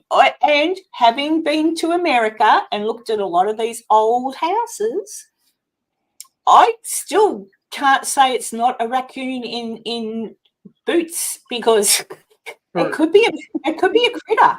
There could be a critter. Those friends of mine that do the investigations in Caney, on more than one occasion, they've found more pests than ghosts during their investigations. Well, birds I lived up in the attic, raccoons, like you say. Yeah, rats. I lived in an old farmhouse. I lived in a very old farmhouse built in the 1800s. And one night I woke up to what I thought was somebody in the roof. It was, I swear, hand to heart, it was like, oh my God, there is a man. Well, like that's how heavy it was. There is a man, and he must be inside the roof. He's walking. It's so loud. I was petrified, and I laid there for a second, and I heard it again. I thought, oh, screw this. I'm getting up because I was out there by myself with just my girls. I thought, screw this. I've always got a baseball bat. I don't have it anymore, but I used to. I thought, that's it. Up I got. And I walked out because it's pitch black in the middle of freaking the bush. I walk out and I look up on the roof, and then I'm saying, come out, whoever you are, I'll bloody have you, I says. Nothing happened. But then off to the side, a possum as big as like a small dog runs across the roof. And what do I hear? Boom, boom, boom, boom. It was a freaking possum. I could have sworn it was a huge-ass man. That's how loud it was. But it was a possum. And our possums, granted, can be as big as a small dog, not like your opossums. Like our possums can be quite big. So my point is that sometimes people go, oh, it's someone walking in the attic. I'll guarantee you if you actually get up there with the torch, you probably find maybe in America, I'm not quite sure, maybe a raccoon. I don't know what kind of critters get in your roof in America, but here you'd probably get up and see. Usually, yeah. Yeah, you'd probably get up and find a possum. Like possums do like to gravitate towards your roof. But that's what I mean. You can't always say. You can't always say for certain. You rule out all the other possibilities first. And doves, pigeons, all their noisy little bastards, they make noise too. Yeah. So, you know. I have to jump in at this 5 for the night. I got to go. Here in about 22 minutes, I'll be appearing on KBSR Radio, Black Sparrow Music Radio. And can I have a link here. You put the link in? Yep. Yeah. It's a friend of mine, Jojo Bone. He does a radio show at night. Jojo Bone. Yeah, from 9 Jojo, p.m. my time to Jojo midnight. He plays music, and during his I bet breaks, he he talks plays about music. various things. He's gonna have myself and supposed to have Sonny from Paranormal Chop Shop as well. Oh, is I he? know we're gonna both be on for the next 3 hours, and I know Jojo always gives me topics to research the things that he wants to talk about, and we almost never talk about them. But I'll tell you what he wanted to talk about things like ancient sites like Göbekli Tepe and Derinkuyu. Oh. I'm sure Younger Dryas will come up, things like that. So we may not necessarily talk about those things, but we'll certainly talk about something during the breaks. But anyways, I have to get going so I can go to the bathroom. And I have to pretty myself for radio. That's a lot of work for me. So. Oh, you don't have to be. It's just radio. I think that would be good for me, radio, because then I wouldn't have to worry about brushing my hair or anything. I could just sit there and talk. This for radio. So yeah. Oh, what was that on the front of your head? What have you done there? Oh. But anyway, thank you so much for having me. Please continue the conversation. Have a good night. All right, I'll talk to you. Happen to end the next few minutes, hop on over and see what we're up to over on. Before you go, Enzo, I'll just remind everybody that should this thing to Virginia City work out, for those of you who I don't say enough, Enzo will be there, and he is the eye candy for the ladies. Or the gentleman, whatever floats your boat. The eye cantaloupe. That's it now, yeah. Enzo the eye cantaloupe. All right, mate. Have a good time, and I'll try and catch it when I get off here. Nice meeting you, Enzo. Take care. Bye. It's just you and me now. If anyone's wondering why you can't see anything at all with Maisie Rose, it's because we haven't worked it out. I think it's StreamYard, because it does it to me too. If I turn off my camera, it won't show my little, what do we call it? Avatar. Yeah, so I don't know. I think StreamYard's playing up today. And I'm only going to stay on for about another 20 minutes. We'll cut off in 20 minutes. What do you reckon, Maisie? But yeah, I look for anybody who hasn't gone over to have a little look at Cobalt. Oh, bloody hell. Cobalt Dragons. Thank you, Maisie. Elaine's channel. I've been watching it of late. She's got such a calming voice. It's very calming. And I just watched a little video she popped out of her trying to do something on the bookshelf in her home, and her little pussycat's interfering. That was kind of cute. I keep telling Crow, pussy cam, and it could just be Crow's pussy cam. And it can be a camera set up in Crow's house, just on where the little cats are, seeing what they're getting up to. Just a live stream. Crows, probably the wrong sorts of people will tune in. Well, I was just going to say, you would have to be very specific with Crow as into what the pussy cam is. That's what I mean. With me, you'd know it would be my cats, but with Crow, who knows? Yeah, it could turn into OnlyFans. Oh, yeah, they make a fortune. Did you know some of those women that do that OnlyFans, like they're millionaires from that? Yeah. What the hell? Crikey. I know. We're sitting on a fortune, Maisie, and we don't even know it. I know there's people want to watch the weirdest things. I don't know. Michael just says Crowley fans. Not Alistair. Yeah, Alistair Crowley, yeah. What was I going to say? Crikey, mate. Yeah, I say crikey a lot. I say struth and crikey. Crikey is probably the word I use the most. Oh, crikey. But if something really upsets me, I say struth. But I say it a lot. But yeah, so I'm working on that thing, Maisie. for Virginia City, because I want to get back to Virginia City, but I also want everybody else those that are interested, to actually like get to see it like you're a local, if that makes sense. Like, don't fall in for all the. I mean, granted, a lot of businesses there do pay their mortgage because of their ghosts that reside within the walls, and I don't want to take that away. Oh, Tanya, he put a link up there somewhere. He's going to, it's just a radio. It's the radio. So blacksparrowmusicparlor.com/radio. So it's not YouTube. It's like a radio station. So I won't be able to annoy him. Kibber, I saw that. My mum trained a squirrel to take nuts from her mouth without biting her. I'm not even going to go there with a comment. Your lucky crow's not here.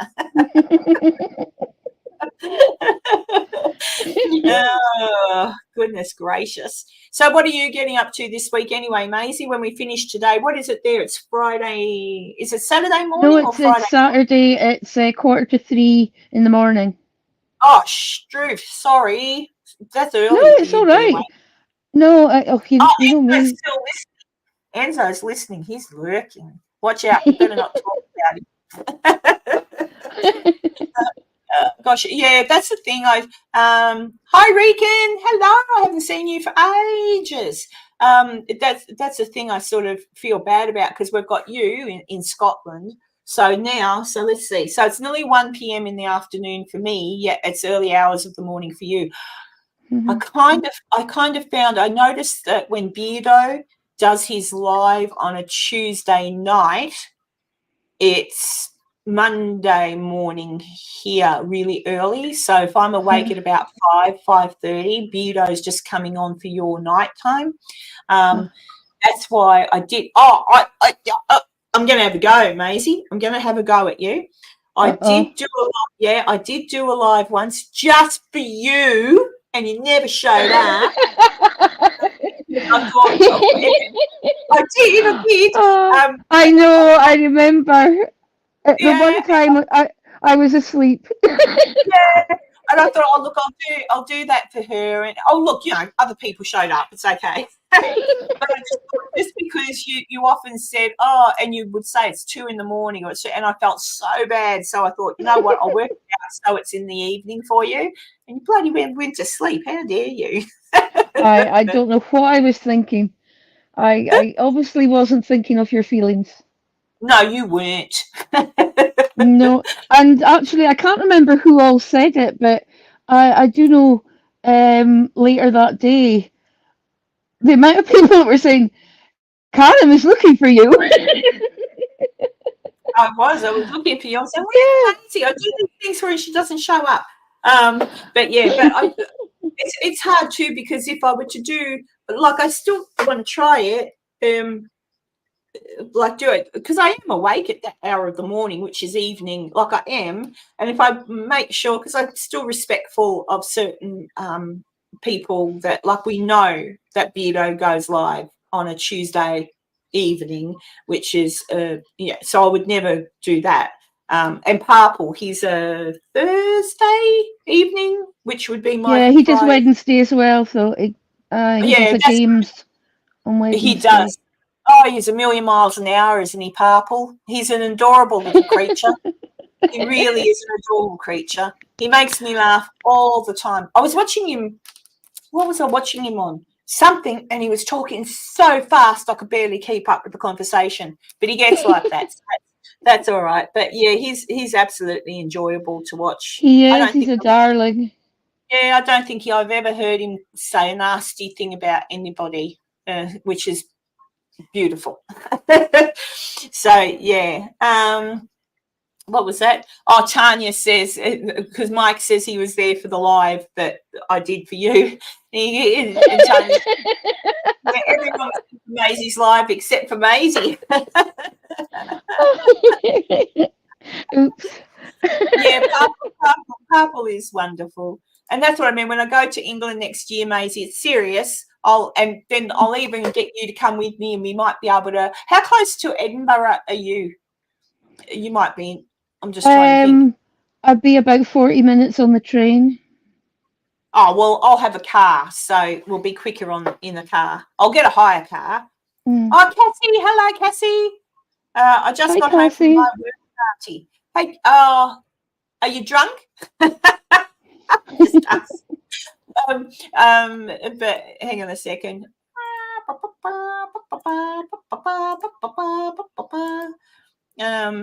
I just realised I don't think I said hello to everyone. I'm sorry I can't see who's all here. I'll if Karen has me back, I might be able to figure out how to see what's going on in chat as well. I think it's this particular, for whatever reason, I think that it's this particular StreamYard session, because this is odd, because it was doing it to myself and Egan. So yeah. Well, that sort of figures really, because it's me that's come on. Yeah, it's just I know. Yeah, it's Cassie. I was saying before, Cassie, that you must have got really pissed off with me sometimes at the investigations when you would go, "Oh, I feel uneasy," and "Did you hear that?" or something, and I'd turn around and go, "I didn't hear nothing. Are you sure it's not a mouse?" Or Cassie, me and my mice, mice or rats, or is it a squirrel? Squirrels could make noise. Imagine if the squirrel was in your roof and then it was dropping its nuts and things like that. That could be really noisy. So there you go. Yep, nuts. It's nuts. Oh dear. Oh gosh. Maisie, the other thing, Elaine, are you still in here? I'm sure she is. She's probably listening. I was having a talk to Elaine, and I thought, so often, nothing against the men folk, but ladies, when we get together, do sort of talk differently when there's not a man around. Mm-hmm. And we don't, we're girls talk, so to speak. I mean, boys have their boys talk. If you've ever tuned into a live with Crow, and if Joe's there with him or anyone else, oh my God, yep, it's like, oh Jesus, real boys talk.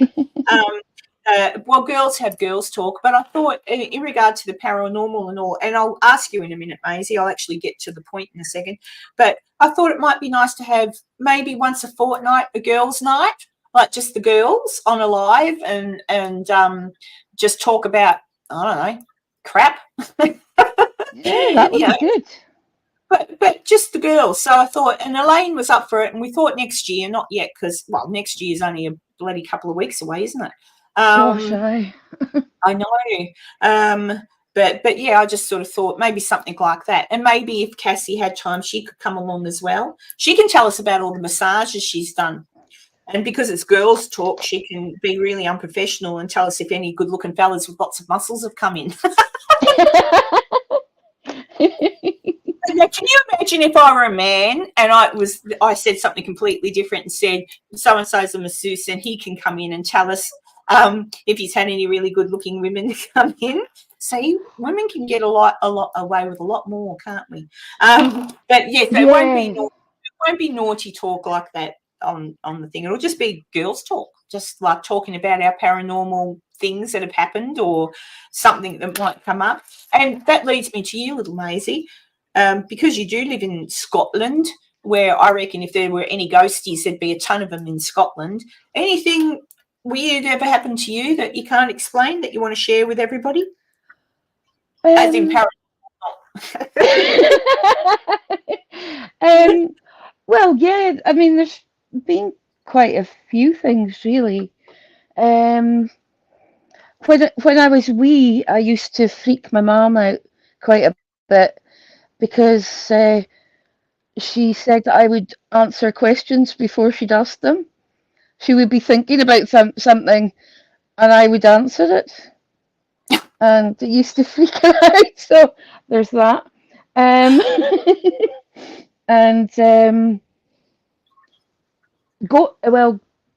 Ghost-wise, I actually spoke to Joe about this because I wasn't quite sure what to do.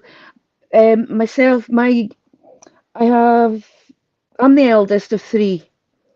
Uh-huh. And in 2019, my middle brother died, and we, myself and my mum, we hear his voice in my mum's house. We hear his voice in the house, and we hear his voice in the garden.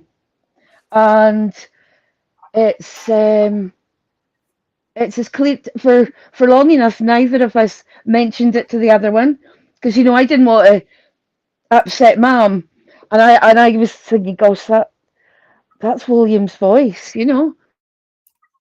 And she told me one day, and I says, well, I hear him too. And we both hear him in the same places, in the same part of the house, and in the same part of the garden.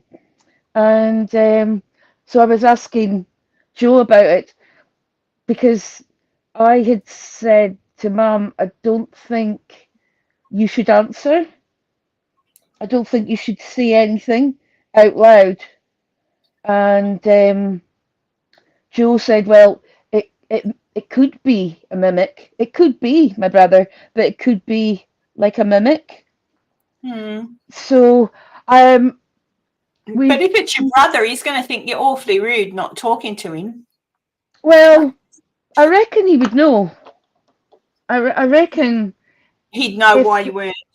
yeah, he would know. He would understand the concern. Because I mean, you're right. Like with it being Scotland, there is so many like stories. So it's not like things we hadn't spoken about, And there's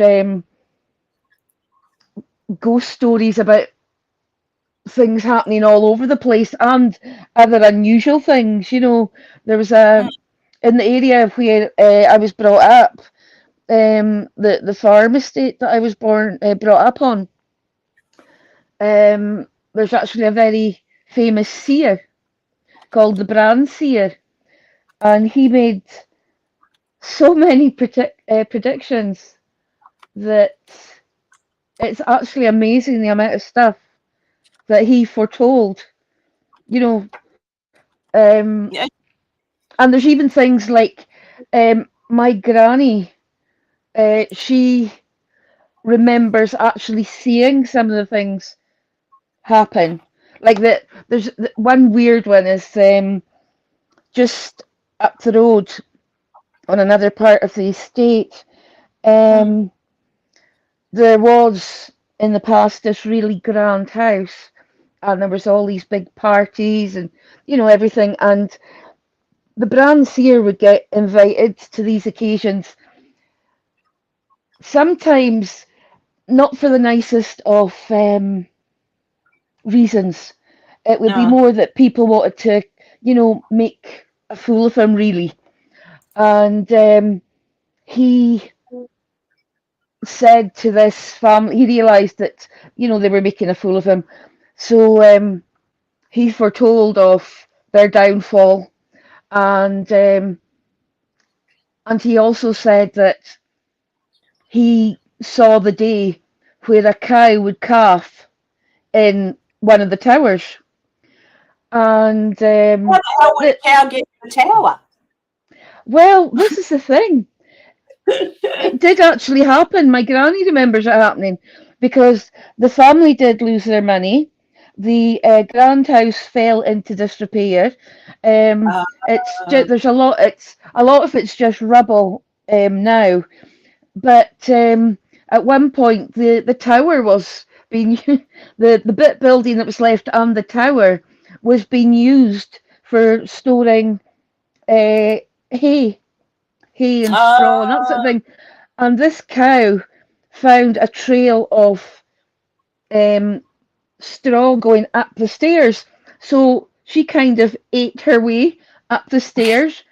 And because of the way that cows' legs bend, she couldn't get back down the stairs. So she ended up actually having her calf up in the tower. And that was, one of the things that he foretold.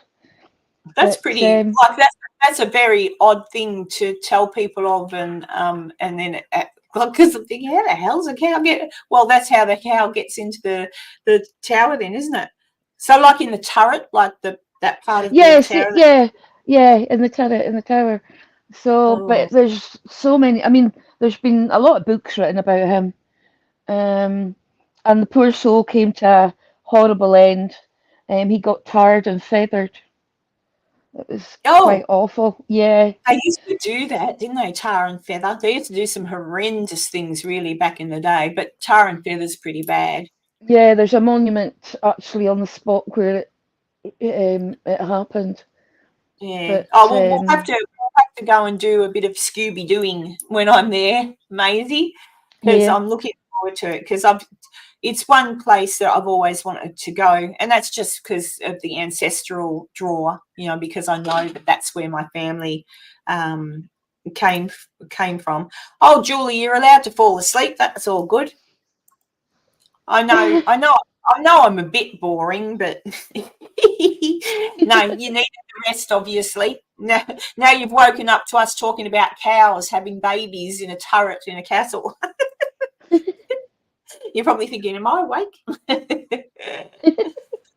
Oh, dear. Mike O says his ancestors are seers. all Or, right. yeah, What part of the world are they from, Mike? yeah, Mike. Now that you've told us, where are they from? That's if he might not know, but there you go.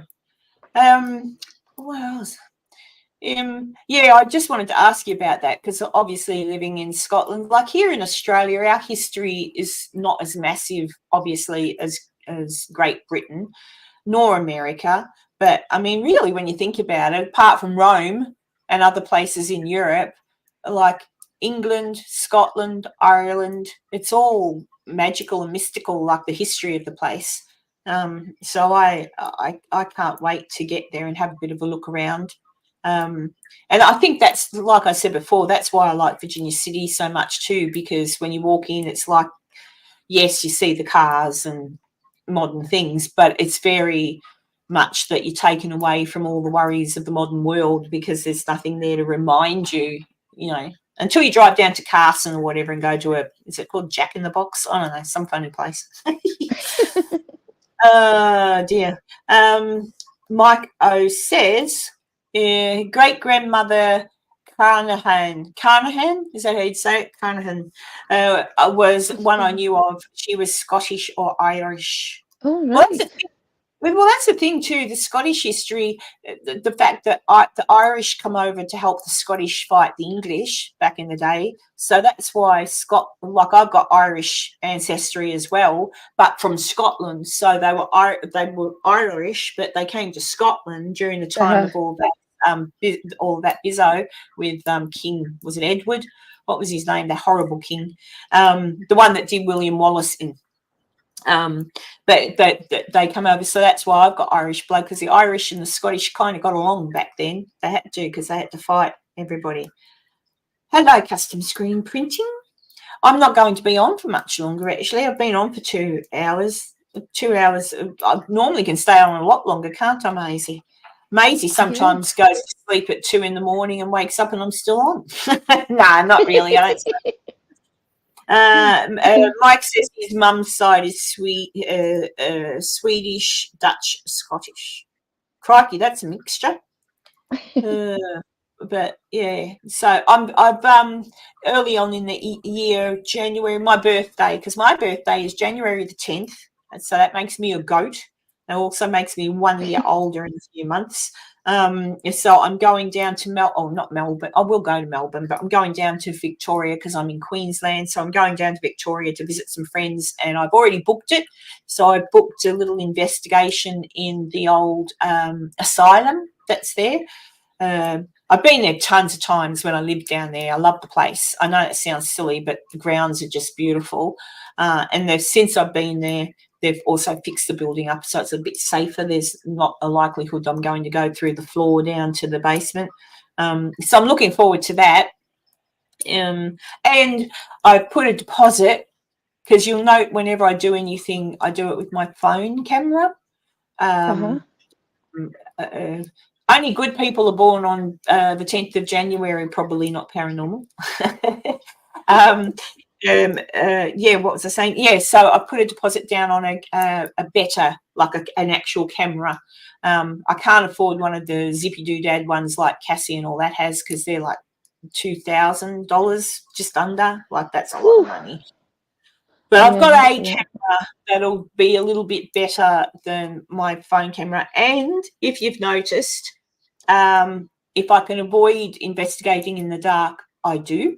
And that's because, in my personal belief, I cannot understand for a moment why a ghostie would care if they were in the dark. I am told, I have asked the question, I am told, why do you investigate in the dark when you can turn on a light?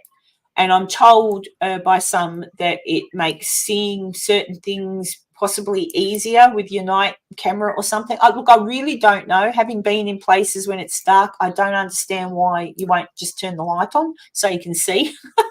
And I guess, I've investigated a few places now. So Washoe Club I couldn't avoid because there's no power. But you'll notice that when I was in the Mackie Mansion, when I went up there by myself, I made sure to turn a couple of lights on in the different rooms because I didn't want to trip over and kill myself. Yeah. To be honest, I'm getting old, folks. If I go down, I could break a hip. I mean, we've got to be careful.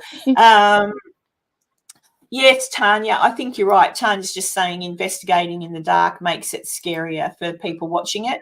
But you know what? I think when you watch it, I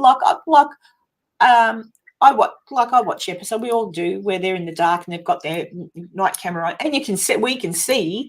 But it's so much nicer seeing things, like, I think, because like when I made the Mackie Mansion one and I went from where I was sitting, where I couldn't help it because I was sitting in the hallway and I only had my phone camera. So to have my phone camera and I put it on the little stand, to have that, I've got nothing else to light things up with, and it's really hard. Whereas if I had a camera and I had been able to put on the light, she'd be able to see us talking properly and stuff. And I don't know, if a shadow person goes through, they're a shadow, aren't they? So wouldn't it be easier to see them in the light if they're a shadow? I don't know. It does my head in. But so far as I'm concerned, whenever I investigate, if there is power and there are lights, I will be using them, because I don't want to be in the dark. Not because I'm scared to be in the dark, because I want to see. I like to look at what I'm looking at. And like I say, if it's a shadow person, I should still be able to see them in the daylight because they're a shadow. That's all I'm saying. I know that I've heard people saying, well, they prefer to investigate at night because there's less noise pollution. So it, cuts down on, because of course there's less activity going on out and about around them. Particularly if they're in an area where there are, houses and things around, that they're less likely to get noise pollution. But I suppose that's a good argument for noise. But I don't know about the light. I mean, the light. I still can't, because yeah. When I was at the Washoe and I was on the live, were you there for that, Maisie? I can't remember. I was just going live from the Washoe and I was talking to Enzo, and then I heard what I thought was like a toilet flushing, like I could hear water all of a sudden come on in the toilet. And I've gone, that's odd. And I hesitated just that little bit too long. I should have got up as soon as I heard it, but I still went up to investigate and left you guys alone with Enzo. And when I went in there, the first thing I looked at was the toilets, but no. And then I looked across, and the sink, the tap in that's what it was. The tap had come on and gone off. That was what the noise I heard. And I just didn't think, that's the thing, when you're in the moment, because I wasn't actually in investigating mode, I was just in chat mode. When you're in the moment, if you hear anything, run to it. Don't run away from it. Don't freeze up. Run to it, because if it is something that's paranormal, you may be lucky enough to catch it. And if it's just a raccoon tap dancing on the roof, you'll also catch it, which would also be awesome. I still haven't seen a real raccoon. But yeah, but definitely during the day, noise pollution is a big thing. In Virginia City, it's really good at night because it's so quiet there. But any place, it's usually quiet, and then you can kind of pick up on what it might be you're hearing, if it's people off in the distance talking, or if it's a dog barking or whatever. But during the day, it's really noisy, so unless it was an actual thing happened to you, that something walked in front of you or touched you, or I don't know, you'd be hard pressed during the day to hear anything like an EVP or something, I reckon. Unless you're far out, like say you're way out somewhere bush in some abandoned house, the most that you may hear then might be an animal. I don't know. You might not have human. Mike, I saw a raccoon this morning on the Twitter thing. I think it was the Twitter. It might have been the TikTok. Someone had. Oh, it was so cute. I tried to share it out, but I couldn't work it out. I'm not very good on the TikTok. It was a little raccoon, probably a young one. He had a little shirt on. He had this little shirt on, and they'd had him sat in a high chair, and they were giving him, oh my God, and they were giving him tomatoes. I think it was tomatoes. It looked like cherry tomatoes. And and before they gave it to him, before they placed it in front of him, his little hands, he's going like this. I've watched this whole little raccoon go, ooh, and then they put them in front of him, and he's picking them up and going, blah, blah, blah.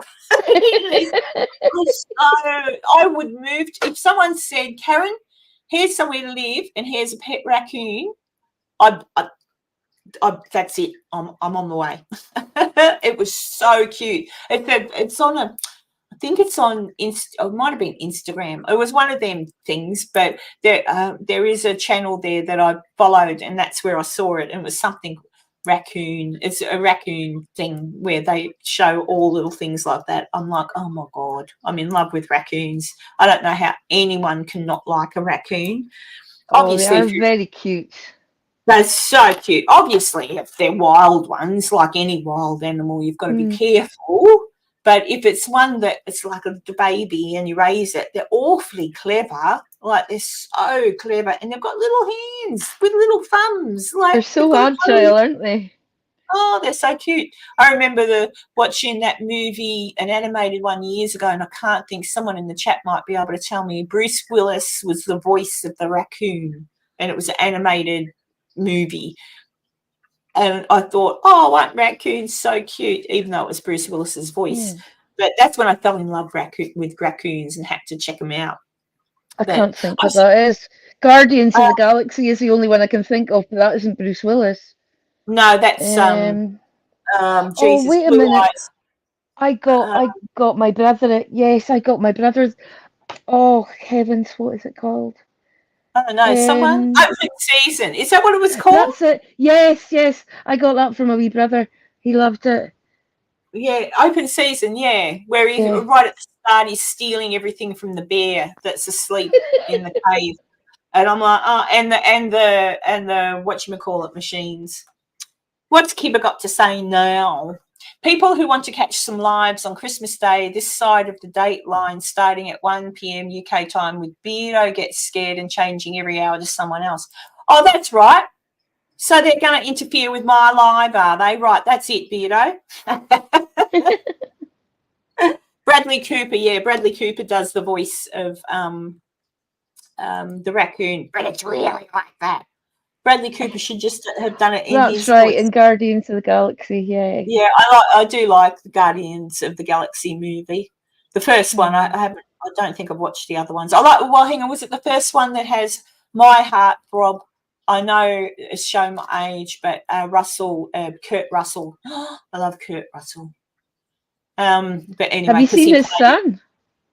The son that looks like him, the one with the beard. No, I'll have to check him out. Oh, he's got a beard. Bloody hell, man, shave your beards off. I like to see paint. Maybe he shaved it off now, but yeah, it was. I saw an interview with him and his dad. Yeah. Oh, I know. Yeah. RPI Paranormal says that his sister raised raccoons and that they can get really mean. So can humans. Just saying. Yeah, I'd take the raccoons. I'll take the raccoon over a mean human anytime. Yeah, Oh gosh, yeah, I like the raccoon whisperer. yeah. He's I lovely. could be a raccoon whisperer. Marco says he's never had a bad experience with raccoons, and we had them everywhere in Oregon. Yeah, I think it's like any animal, any thing that's alive. If you're gonna cop it on a bad day, it's gonna have a bad day. But yeah, I just think they look adorable. I mean, if I were a raccoon and someone was chasing me or throwing something at me or trying to get near me when I had babies, I would get cranky. Any animal does. So, Yeah, whatever. I mean, think how vicious pet cats are. Well, They're fine. Yeah. yeah. One minute they're Cats too. fine, the next minute they've sunk the teeth into your wrist. There was my friend Connie had a cat that she'd adopted. Well, still somebody else's cat in Virginia City, but it mustn't like living. It mustn't like living there because it comes to Connie's house. It's there all the time, and it was sitting on the couch between, or sofa, whatever you call it. It's sitting on the couch between myself and Connie. We were watching something on television, and so the pussy cat's there. So I'm just patting it, and it's purring, and it's doing all that, and I'm just patting it, watching the TV. And next minute, boom! It's on my arm. It's claws like that, and I'm like, holy crap! Yeah, cats, raccoons can be vicious. Cats can bloody tear your skin off. So yeah, I'd like to say raccoon because they've got opposable thumbs. They're so cute. They're just I so fun. would love one in a little baby carrier. You know the little things you strap on at the front. Oh yes. And go into a store or something with my little baby raccoon in his little shirt with his little pants on. With and a his whole wee mask. little mask to keep him protected from all the humans. Animals are wonderful. I love animals. I want to pet something now. Well, I've got plenty of cats around, but they're not in here, thankfully. Normally, my white cat is, but she's not in here now, so she's not going. Oh, Julie, I just love animals. You can look, an animal turns on you, it turns on you. You've obviously done something to piss it off. Humans turn on you, and half the time you don't know why they've turned on you. But I don't know. But animals, they just yeah. I've got 2 dogs, 3 cats. At the moment, I'm babysitting my son's African grey. Oh gosh. Birds can turn on you in the flick of, and I love birds. I've got tons of pet birds, but you'll have them sitting on your shoulder or you'll have them on your finger and you go, oh, and they're fine with you. And then one second you turn to talk to them and they're ready to rip your face off with their beaks. Yeah, Mum's got an African grey, and he really has a dislike for me because when I phone my mum, he just starts acting up, and she's to go out of the room because he'll start screeching because he's jealous that I'm talking to her and I'm taking her attention. Does he do that no matter who it is she's talking to, or just you? It just seems to be me, but I think it's possibly because I pretty much speak to Mum every night. So I think it's because I'm such a frequent caller that he just doesn't like me at all. Yeah, it's probably not you per se, as the fact that, oh my God, what is that thing that she's holding to her ear that takes her attention from me? I don't know. Yeah. Oh, but yeah, animals I love. So yeah, so I'm going to try and get a little episode out this week on something. I'm currently got the Washoe Club footage out when I was there by myself, all alone in the dark.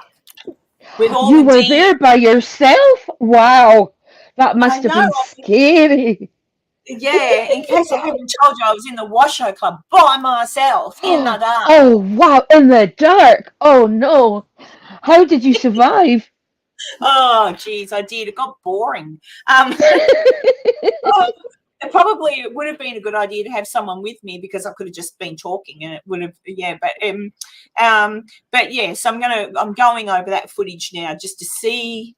I don't think anything happened. I don't think I'm pretty sure the ghosts of Virginia City are either scared of my son Stephen, as I've discussed before, or just don't like me.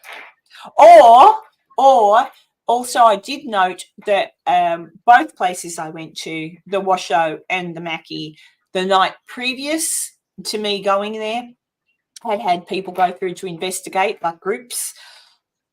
So maybe the ghosts were just like, oh, for God's sakes, leave us alone. Do you know what I mean? It didn't matter what I would say to them. It was like, oh, we're tired. Last night, all these people were throwing seances and freaking screaming our names. We're tired. We don't want to talk. So maybe that's what it is too. But did you not try singing again? What was that? Did you not try singing?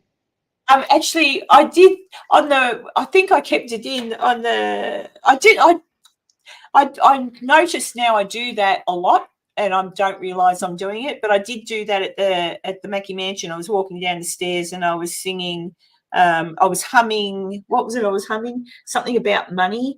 I'm in the money. I was humming it though.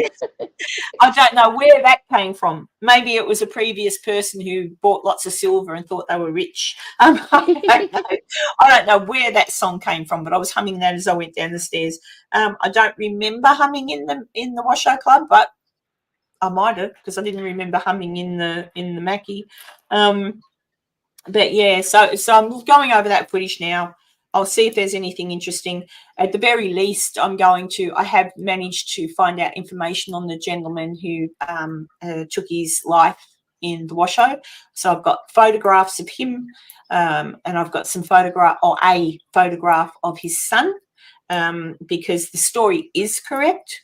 That is one thing I have verified. The story of a young man losing his life in a mine shaft, and then later on Scotty taking doing away with himself. That's true. So I've found the newspaper articles. I've found photos of them. So I thought, in doing my Washoe Club one, the information I found out about the fact that it's only the second floor that was the Millionaires Club. I'll just pop that in and let people use that for however they want to use it, and pop in a little story on, because they're buried in Virginia City, so I can put their headstone, and maybe when people are in Virginia City they can go for a walk and leave him a flower. Just thought I'd pop that in as well. So that hopefully I'll have that out next week, because that's not an in-depth one. The Mackie Mansion one, that's going to take me a while, I reckon. That'll be something I might promise for a few months, because I really want to work hard on that one. Piper's Opera House, I went to Piper's, so I'll put a little thing about Piper's together. And Donovan Mill, I went to the Donovan Mill as well. So I'll pop something together, read that as well. So just... yeah, I'm not going away from paranormal, because I'm still doof paranormal, but I'm more doof paranormal research, because I'm just over all the silly stories I hear. Some of them are true, and some of them are just really, where the hell did you get that from and why? But anyway, and it's only a small little group. I've got, I don't know how many subscribers. I've got 552 subscribers. So 552 people appreciate the fact that I research places. I wish I could make episodes that were exciting and that, people I think they are, and I tell you, I love that idea that you've had of taking that clip of ENZO while you were away out of range, and ENZO was that sounds hilarious, because he had us in kinks. He was so funny. Well, I've downloaded it this morning, that live. I downloaded it from StreamYard. So I'll see what it was he was doing, and then I'll see what little ideas pop into my brain, and I'll just clip that, and then interject it with some little, God knows what he said. So I think he mentioned alien. I don't know what he said. So whatever it is he said, I'll pop in little animations here and there because there are some people who haven't seen the live. So I'll pop that in as a little thing too, because that's the thing I mainly want people to remember on my channel. Just that I want to be nice to people, and I want because this is a cute community. Look, I don't know how many people I've got watching at the moment. It says on, if I look over at YouTube, it says I've got 18 people watching. And Crow, bless his cotton socks, told me that was really, really good. However, I tuned in to watch his live and he had something like 70 people watching. And I thought, don't piss on my leg and tell me it's raining. You've got 70 odd people watching yours and I've got 18. But then you know what the advantage is to 18 people watching me? I can generally talk to you all. So imagine, because I've watched Beardo. Beardo's quick, he's fast, even Purple. But even Purple, even Beardo miss things. It's to the point now, if you want them to see you, sometimes you've got to like do a super chat or something. It's something you really, which is fine because that's good for them too. It means that's why I always say coffee and cake for you, because oftentimes I don't even want them to. They've made me happy for the day. So there you go. Here's some coffee. But oh well, yeah, Tanya, I suppose he does. He's got, how many subs has Crow got? Like, I don't know, a lot. But yeah. And he's been going for a lot longer as well, and so's Beardo. I mean, Beardo was on Twitch before he was on YouTube. Yeah. So because he said that before, that's where he got used to being able to speak, to people. So, but I mean, like he said, I mean, it's nice to be able to chat to everybody that's coming on, Yeah. And like I know, I'm looking in the chat now, and if I don't say your name, do not be offended. There's a reason I'm going to pick out a few names here, okay? I don't know, probably Elaine's gone, Cobalt Cobalt Dragon. But there's regulars. There's people that every time I go live, you're here. Maisie, you're one of them. Julie. Cheryl's generally always here. Mike always generally sticks his head in. Tanya's definitely always here in case she's at work. If she's not at work, Julia, if I didn't mention you. But there's quite a few people that are regular. So whenever I have a live, I'll often see you guys in there. And then there's others who come and go because not everyone lives on their sofa with the laptop on their computer like Michael, you're pretty good. He's generally always here as well. There's a few people that are generally always here, every time, always here. And I've gotten to know through chat and emails and all that sort of thing, different things that are happening in your lives, which has connected me to you more so. And I'm just aware that it's really nice to be able to have that interaction with the people in the chat and to know that you do come on and say, hey, and you do like what I put out and it's entertaining you or it's making you giggle or whatever. Because, as I say, if anybody watched my Mackie Mansion episode and listened to my little story about Stephen, that's why I do what I do, not because I want to be, 20,000 subscribers and what blah, blah, blah. That's not why I do what I do. I'm doing what I do just to see if I can find something that'll make me feel a little bit better about Stephen not being here anymore.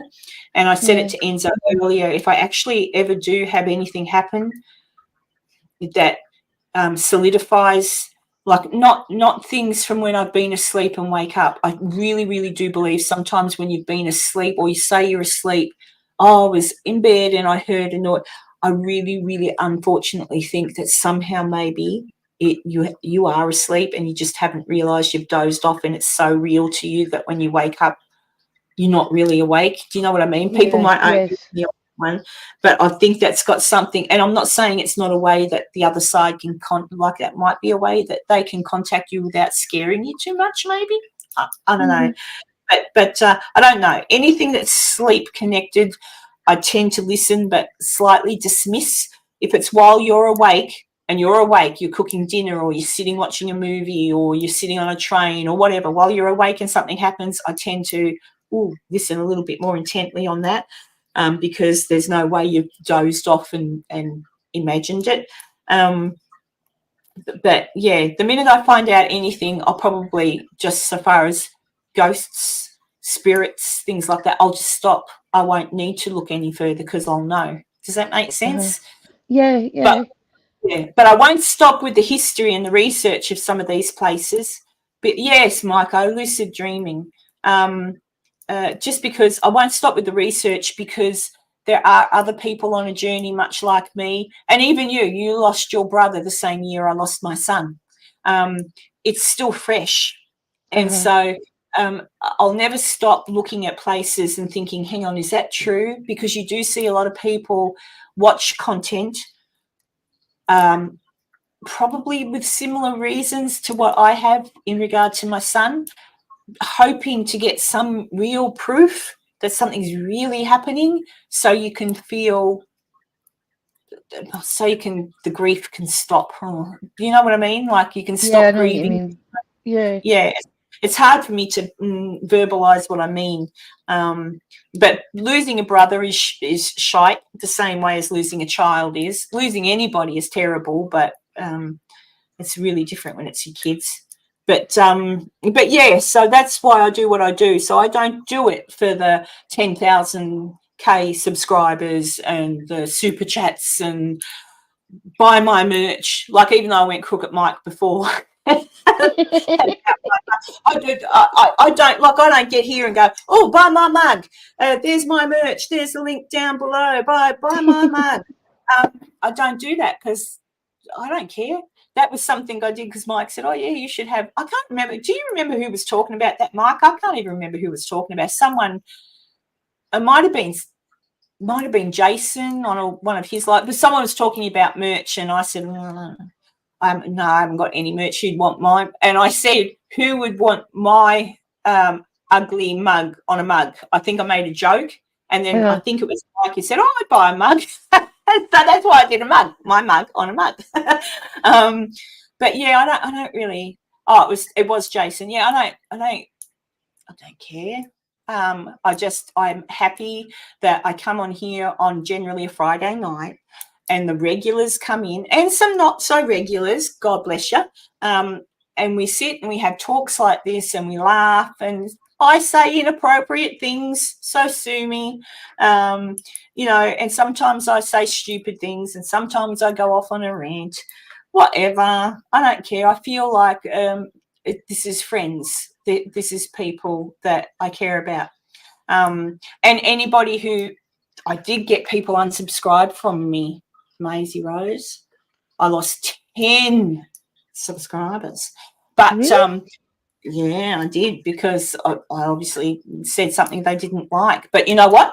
That's okay, because that means that those particular people who left may have been watching me for all the wrong reasons, do you know what I mean? So that's okay. I don't care. I've made them back almost, and not the same ones, like different people. But that's what I mean. I like seeing the regular names. And Mike, I know what he looks like. I've seen him. He's been on lives before. I should get you on again, Mike. You can talk about your little rocks and crystals. I've actually got, that's what I might do, Mike. I'll talk to you if you want to come on and chat next week, because I do have some questions about crystals. There's one I brought for my daughter. It's yellow and it's so pretty, but it's sulfur, I think. You need to tell me about that. But yeah, so this is a happy place to come. And yes, I will get all motherly, and I will get all defensive if I ever hear of anybody being picked on. If I see anybody in here get picked on by anybody else, Tanya knows sometimes I see banter and I'm not quite up with what's been happening in the chat, and I think, oh, is someone having a go at someone else? They won't have that. As it turns out, it's generally just that I've missed between and think someone's having a go when they're not. But I don't know. Maybe that's because I'm a mum. I don't know. What do you reckon, Maisie? Maybe it's just because you're standing up for your friends. Well, that's how I feel. And sometimes I'm standing up for people I don't know from a bar of soap. sometimes I just hear things and I think, oh, that's dreadful, and I'll stick up for them because that's how I feel. But yeah, so if I lose subscribers because they don't like something I said, that's fine. That's okay. They've got the right to turn off, so that's good. But I just want happy. What's that song? Happy shiny people. Oh yes, aye. Yeah, we're just all happy shiny people having fun. Yeah, and that's the thing. Just so hopefully along the way, because I'm just a little channel, and it's generally, as I say, maybe look, 2 people have stopped watching me. That's all right. 15 people watching it, but because there is just that little group of people, it's more intimate, and everybody can get a word in edgeways, and most of you know each other as well in the chat. And I mean, I don't know if the day ever comes. I highly doubt it, but if the day ever comes that my chat gets so fast I've got to put it on slow mo, that kind of worries me a bit, because it means I might not be able to keep up and be as interactive. Oh, I suppose though. Oh, I never thought of that. If I suppose if that ever did happen, then that's where you could have the members only, isn't it? You could do a members only thing, or I don't know. Mhm. There'd be a way to do it, so you could still have a small group of people, and do it. But we'll see. But I just love doing what I do. The history, like reading all these books that I've been reading and all this sort of thing, and meeting people, like meeting Janice. Like that was an accident. It was all an accident. I just bumped into her into the antique shop, and Bill, her husband, started to talk about her books, and I've gone in, and who are you? And then it turns out that Janice has been involved with paranormal for 40 years, but she's a historian as well, which is really important to me. So you're only as good as your research, I suppose. Yeah, the Yeah, research Cheryl. you're doing is fascinating. Oh, well, I'm trying really hard, and I'm sure there's going to be people, if people actually watched me, like to the point, there would be people that would get pissed off and go, oh, what's she telling the truth for? That could affect my income. No, it won't. It shouldn't, because, for example, one will note that I didn't do an episode on Bobby Mackey. And there's a reason. There's a reason I didn't do an episode on Bobby Mackey, because if I had have, it wouldn't have been a favourable one. But the building itself, I may at a later date do an episode on the history of the building and the people that were there. That's pretty interesting. And yeah, the only episode I did that's remotely connected to Bobby Mackey was the one on Pearl Bryan, the young lass who was murdered and lost her head. That took me a while to do. That took me a good month to read through all the trial transcripts, like the transcripts from the trial. So that was a good one. That was the one where I used that AI thing or whatever you call it to animate the photos of her. So that was fun to do. But yeah, I'll do that. But there'll be some places I won't do an episode on, because I'll realise I think they're lying, and I don't want to interfere with their income. If people are gullible enough to go along and take it on face value to what someone's telling them, and that's their problem. But and then again, that probably goes back against what I just said, that I don't want people that are grieving to believe it all. But a lot of these shows out there, you've just got to watch knowing that it is entertainment. And a lot of them,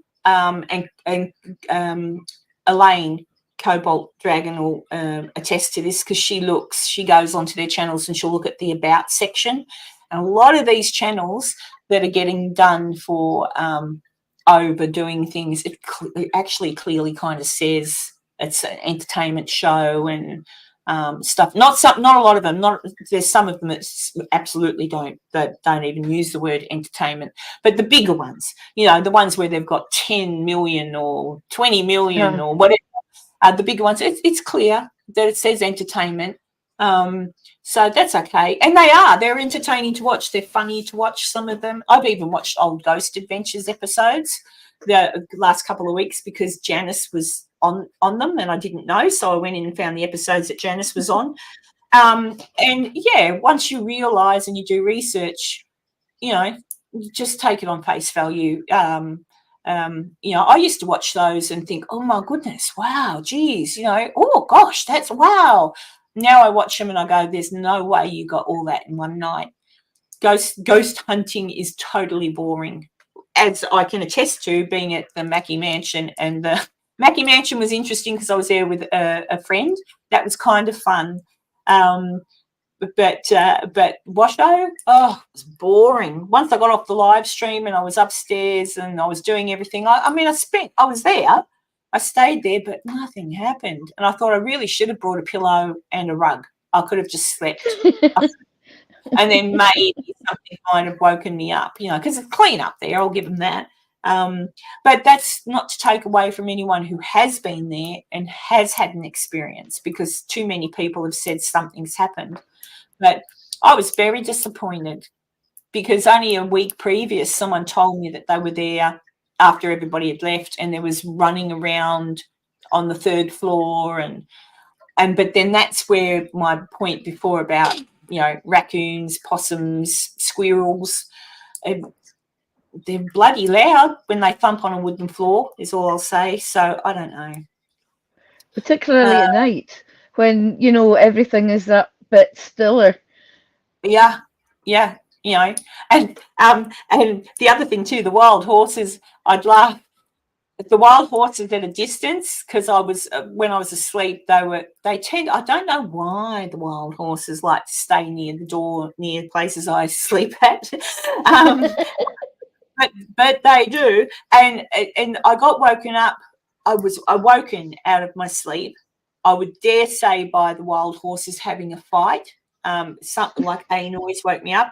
And then I heard a funny noise, which was one of the wild horses. And then I heard the clippity-clop of them running down the road. And I thought, for anybody who maybe, and I'm using horse as an example, but it could be any critter, if you're not used to the sounds of somewhere where you're staying or investigating, if you don't take the time to say, hey, what animals are around here? Is there any way they could get into the roof or the home? Investigate at least that to a minimum. If you don't have time to investigate the backstory of the ghosts, at least investigate the house itself.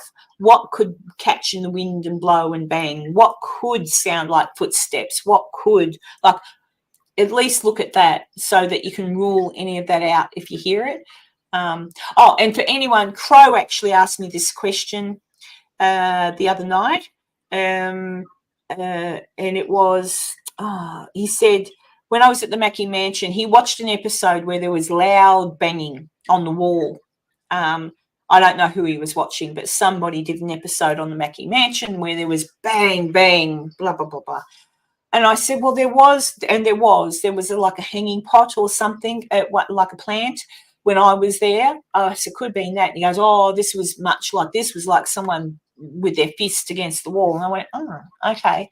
But while I was there, I took that on board and I had a good look around, and I put a little picture up. But anybody who looks at a picture of the Mackie Mansion, all the green shutters, and I double checked with Brian, and he's the owner, and he confirmed all of those green shutters. Some of them are latched okay, but some are not, and that's the top level and down one side of the house. But so there's a wicked wind that can catch. I think I was told it comes from the west.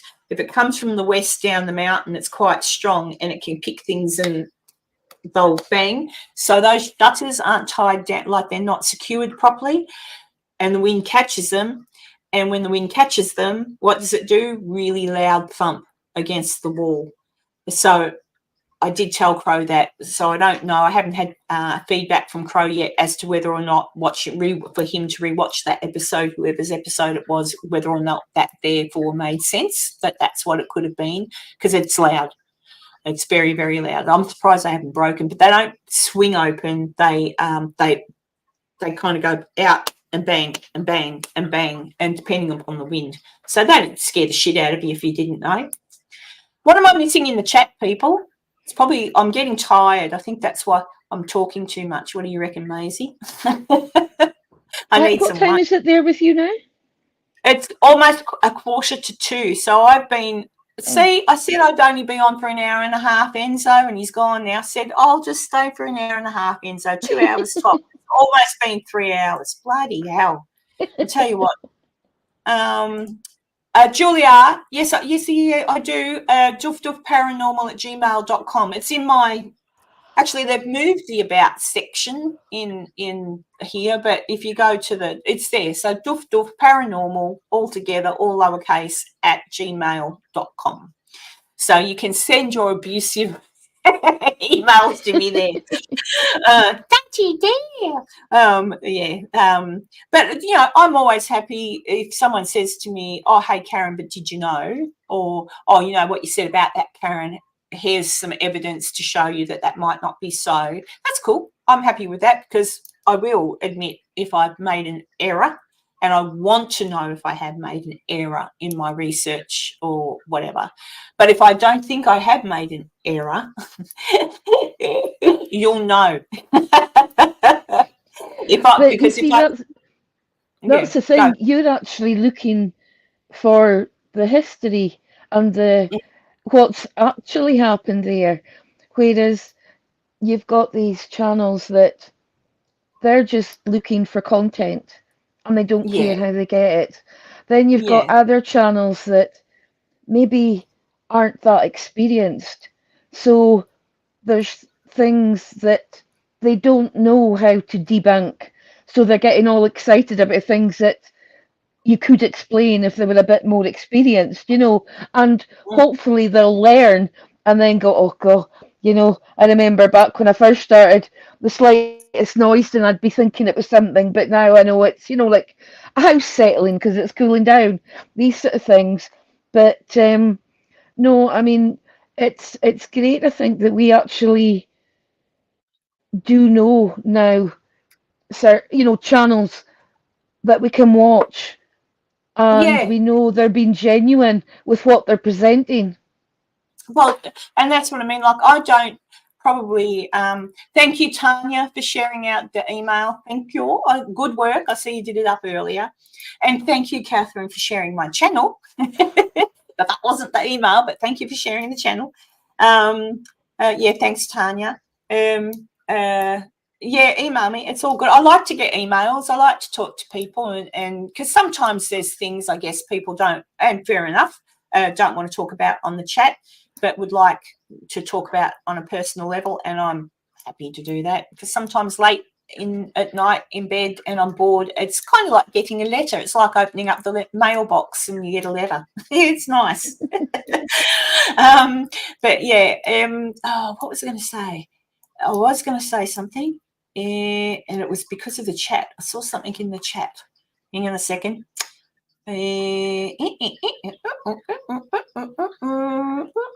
Maybe not. Maybe not.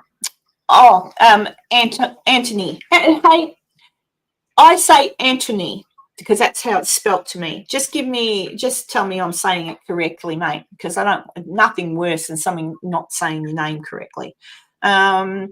Loyalty is rare these days, but you've got to be careful. On the other hand, I don't have no friends. I'm cool with that. I'm sure. Well, do you know what? Here where I live, I'll let you all know now. I do have friends, but not here where I live. So I'm in Queensland. All of my friends that I love and have known for years, and that I could go and have a cup of coffee with, or hang out with, or invite over for dinner, they're all down in Victoria, where I used to live. But the reason I moved up to Queensland was grief. It was grief. It was after Stephen died. So your brain doesn't. I love it in Queensland. I wouldn't go back to Victoria. That's not what I'm saying. But I don't have actual friends here. So when I get off of here, it's not like I can say, hey, Maisie Rose, I'm coming over. Let's go get a coffee. Because everyone is in Victoria. And that's why when I go to Virginia City, I'm so sad to leave, because in Virginia City, I've got a ton of friends there now, all locals who I love and adore. Like, I love Mandy, who runs the roasting house. Right, she can't say I'm not promoting her. I absolutely deserve a free mocha when I get back, Mandy. But yeah, like there's Mandy, there's a beauty. Oh, well, actually, see this. I don't know if you can see it properly, but it's a butterfly and little earrings to match. A beautiful lady who won't be watching this, but her name is Teresa, and she works in the dress shop. It's where I get all of these dresses from. She works in Virginia City in a store there. She gifted that to me. So I went in to do something and she goes, oh, here. And she opened it up. And I had picked it out, but I couldn't afford to buy it because I'd already spent too much in there. I said, oh, look, I'll see how I go before the end of my trip. If I've got enough money, I'll come back and get it. But I went in just to chat to her and talk to her and hang out for a little while. And she goes, oh, here. And she handed me a beautiful gold box. I said, what's in that? And I opened it, and it was this necklace, which I had picked out. There's the washo. There's beautiful boy Cody, who's the one who runs the bar in there. He's just had a little baby with his girl, and he's gorgeous. And then there's Robert from the roasting house. Mandy is his mum. He's a beautiful boy too. Like I love it there because I'm very social, so I can not be on my computer, but actually be talking to people and just sitting having coffee. Nothing extraordinary, but yeah. But here, like, so Anthony, I feel your pain. Here, I don't have anyone to hang out with and whatever. All of my friends really are I can talk to here, and that's why I love my Fridays, because I get on the phone and I get on the computer. I do these little lives, and look, 3 hours later, I'm still yapping away. But it's kind of like just having coffee with friends. I mean, I finished my coffee. Oh, that's my other roasting house mug. That's the Christmas mug. Available now in store. They're Christmas mugs. But yeah, so I understand. And generally I'm a very private person anyway, so I only really have a few good friends, which I think someone else just said that. Who was it I just saw? Was it someone just said it? Who just said the same thing? They've got a select few friends. But yeah, that's life. You don't always have a lot of friends, and people that have too many friends. I don't know about you, Maisie Rose, but you know the people that they're always busy. They're always, I'm off. I'm throwing a dinner party. Oh, I'm having a barbecue and I'm inviting my closest friends, 60 of them. Like, what? Like, they must be really out there people, because I can't stand being in a group that big. I'm happy for a little while, and anyone who's been with me in a crowd, like if you actually, I don't think anyone in here was, but I'm okay for a little while with a big group of people, but then I begin to go, oh, it's too much, and I like to come back into my own little world with just me and, nobody else. It gets noisy. It gets noisy. But anyway, but I can have fun. Yeah, I think I've found I've got sort of levels of friendship.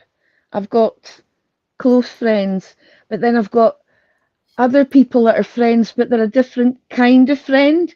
They're good fun to sort of hang out with and that sort of thing. But it's a kind of just a sort of light friendship. I can't really think how. I'm not explaining this very well. No. But you enjoy your time with them, but you wouldn't have a sort of deep heart to heart with them, but they are friends, and then there's the sort of passing acquaintances that you're friends with, that kind of thing. But and then there's the people that you feel you can talk to them about anything, and you might not necessarily even get to see them all the time, which is generally where I find most, like all my friends down in Victoria, I don't necessarily talk to them every week, but when I do, it's for a long time, and it's like I only just saw them yesterday. So they're my life friends.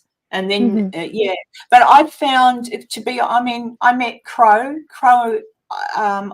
I think I haven't met Crow in person. I have seen what he looks like, and he is handsome, Mr. Crow.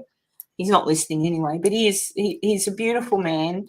He's a kind person, and I consider him a very good friend, and I've met him here. You know, Cathy, as much as I'm sure I probably drive her insane with, I didn't hear anything, it's just the mouse.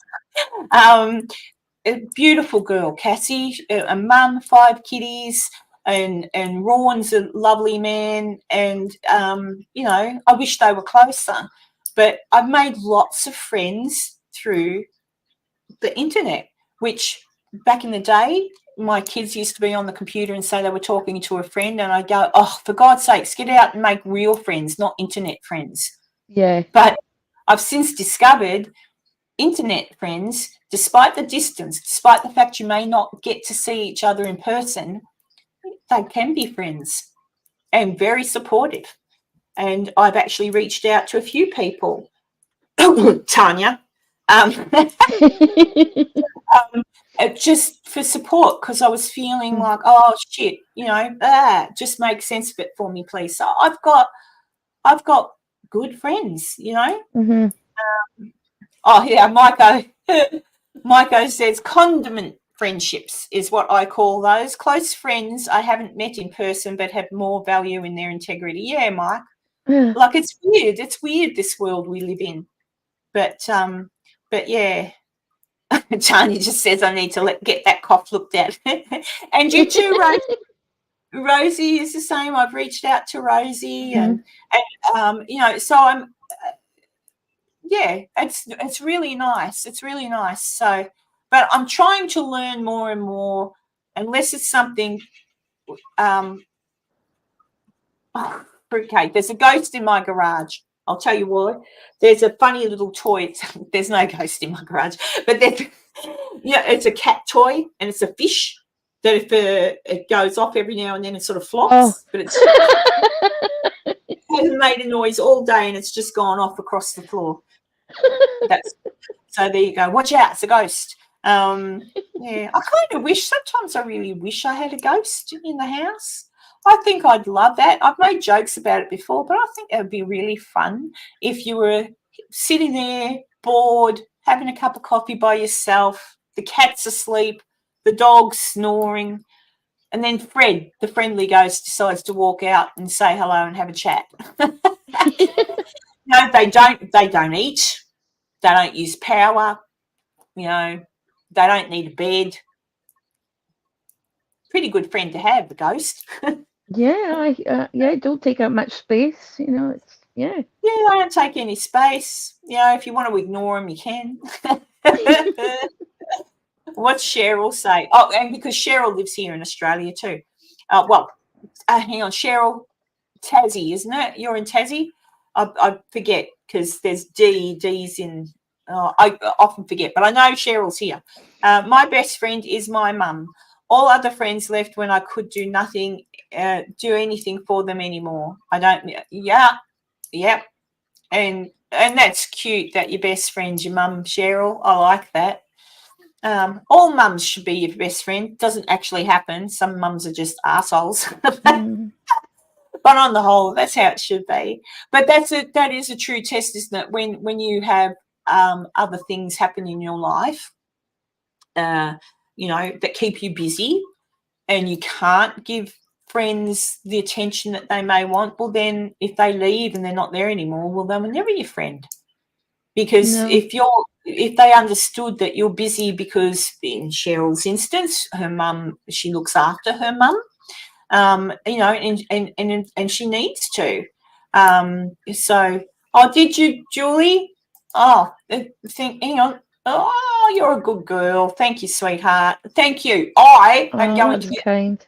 Well, thank you. I'm going to get myself a coffee with that later, and I might even get a cake. Or I could put it in the save to get back to Virginia City Fund. One of the others. But thank you. Thank you so much. Yeah, it's okay to be a loner, Anton. Anthony. It's fine to be alone. I kind of am sometimes, despite me being on here yapping away. I like my alone time. What about you, Maisie? Do you like your alone time? Yes, I mean, I can be a very social person. Um, I mean, Oh, well, we already I know you walk along the beach to bump into Keanu Reeves. You just do that on purpose. Um, you with the know, I job you mean, had, security as well. That's a thing too. Yeah, you meet lots of people. yeah, but then since my accident and I, not being able to work anymore, um, I'm part of a disabled group, and we do a lot of various things. We do at the moment. One of the campaigns that we're doing is we're fighting to get legislation put into Scottish law so that disabled people have basically the same human rights. And there's different things like that. And I've made a lot of friends through there that if I hadn't had my accident, I would never have met them. And I mean, we have such fun.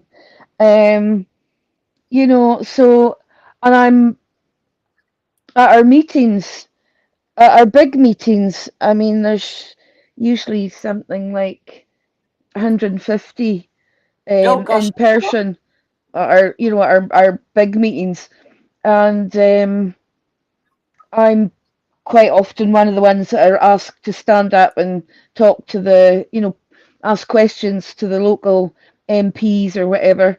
So I don't mind doing that, but I also love it when I can just come home and shut the door yeah, and just be quiet. in Yeah, here by myself and with not your own think about thoughts. anything. Nobody to do it. That. I just want to address a couple of things, Tanya. Tanya was saying that her mum was her best friend, and obviously her best friend's not with her anymore, much like myself with Stephen. And so she's the same thing.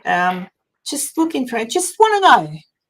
Just want to know. And sometimes do you reckon, Tanya, in your own heart you kind of know, but then like I feel that my son's around sometimes. But then other times I doubt that feeling and I'm like, oh, am I just insane? Am I just thinking it because I want it to be so? But yeah, I don't know. So that's why Tanya sort of looks into the paranormal and watches things for the same reason, I guess. We're all doing it.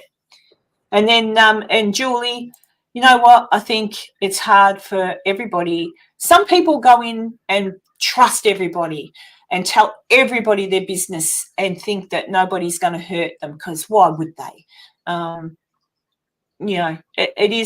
Sometimes that trust can be taken away. It just takes one person to that you confide in that actually ends up doing something bad, and then you're like, oh shit, Yeah, you shut down, you think, I don't, you know what, I really need to talk about this, but it scares me to talk about this because if I talk about this, are you going to therefore run off to someone else and tell them what I've just told you? So that's when I will shut down, and I have shut down in the past. So it's not, I get it, Julie, absolutely. But yeah, and it's quite Tanya. a thing to come back from as well when you've been so betrayed by somebody. Oh, You know, it it really is. It really is. I don't know what your experiences are, Maisie, but I mean, actually, Maisie. Oh well, I think you're younger than me, aren't you, Maisie? I'm pretty sure. I'm Pretty sure. 54. Yeah, you're a baby. But you know, I trusted people with things, and then I've trusted people. Like I've thought, oh, that person, I really like them because um, they're a good person. I really like them, and then wonder why I'm so disappointed when that person I really like and I think they're really lovely all of a sudden does something really shitty, and you think, oh, my judgment, like, how did I, what, how, Yeah. what? And I'm disappointed.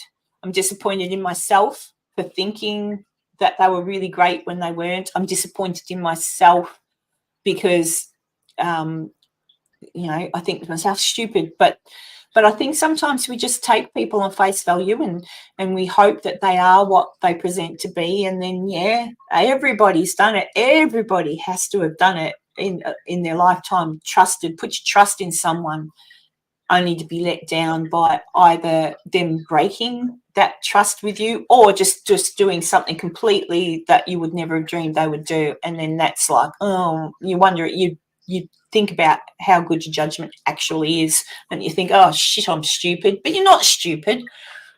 You're not stupid. You're seeing good in people, and then, not everybody's nice, I guess, is what I'm trying to say. And don't beat yourself up when you find that out. Like, just go, oh, well, they weren't what I thought they were, so-and-so, and what's enough. That's why I'm happy, Julie. I'm very happy being single. I've been, as most women, men, it's not whether you're a man or a woman, relationships are crap if they're crap. So I'm envious of the people that say, oh, I've been with the same person for 25 years and we're so happy. And I think, oh, that's great. And I'm happy for them, and I wish I could find that, but I never have. So now I'm just happy with my little world here, the friends I have made, all of my animals. And now that I'm older and I've got to really start saving the pennies again, now that I've got to pull my finger out. I'm lucky that I don't have anyone there telling me I can't do stuff I want to do, or, where's dinner?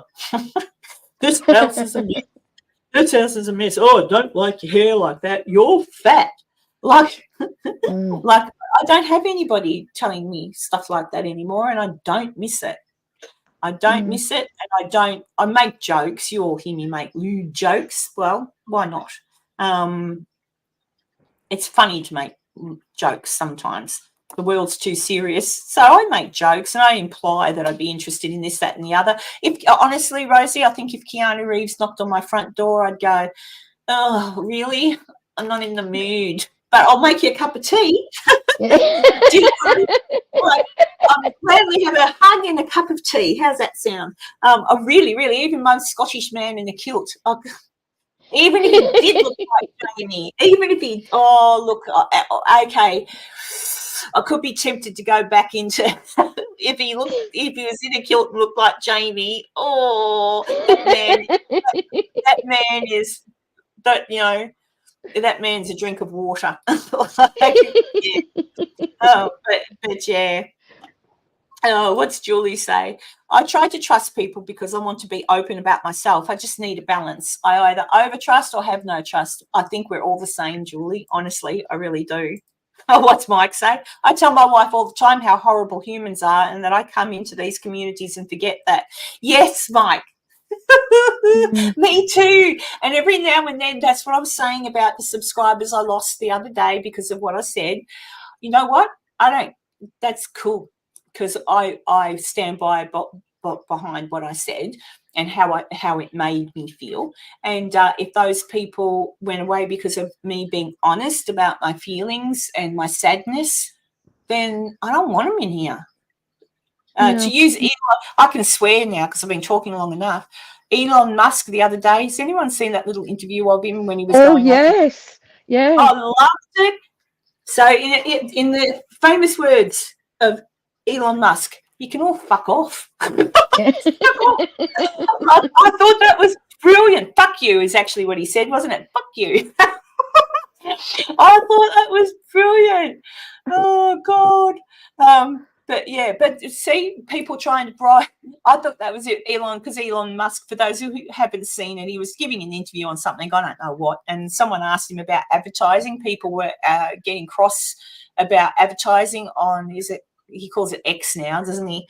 And how they're basically making trouble for him or something, or whinging about it. And it was one place in particular, Disney, right? So he goes, he said, people are trying to bribe me with money. He said, really? Bribe me with money? He doesn't need money. Like, bribe me with money. Seriously, don't advertise with me. You can just fuck off. And then he said, and he said to the Disney fellow, you're in here somewhere, aren't you? Hello.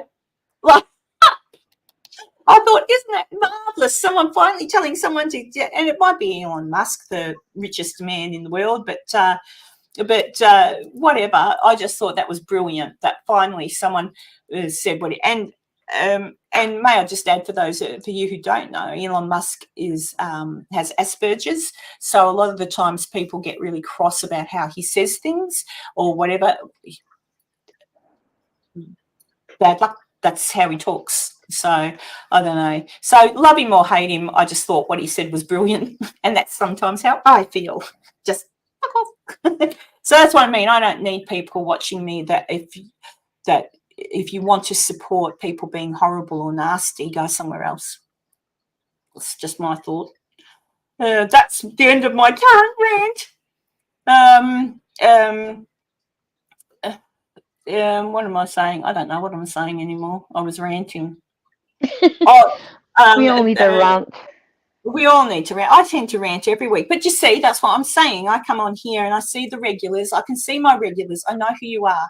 And you're still here, so you're not one of the 10 who dropped off. So I kind of think, you know what? I figure if I rant a little bit, I'm not saying anything horrible. At least I don't think I am. I see good in all people, and that can be a fault. And I am let down when the good I saw in them disappears. But I think that's normal for everybody, isn't it? I mean, you know, like I've got you on here now, Maisie Rose, and I highly doubt it, but as an example, 6 months from now, you might say something really, really hateful about someone, and I would think, oh my God, where did that come from? Yeah. Like, why would you?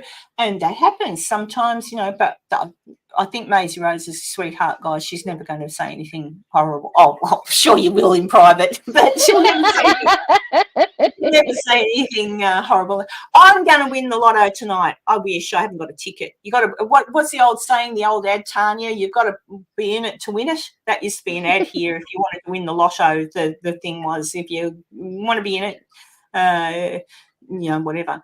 Do you know what, Anthony? Billionaires and millionaires. Do you know what? They're billionaires and millionaires because they worked effing hard.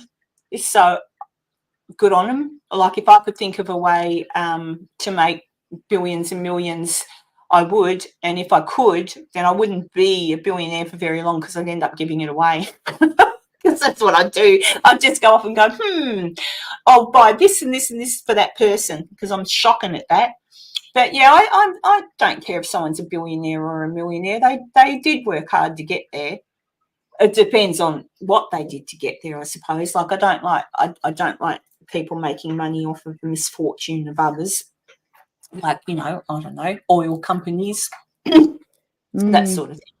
But yeah, I don't begrudge anybody. I wish I was a billionaire. But like I say, I wouldn't be one for long because I'd give it away. I'd be spending it on everybody.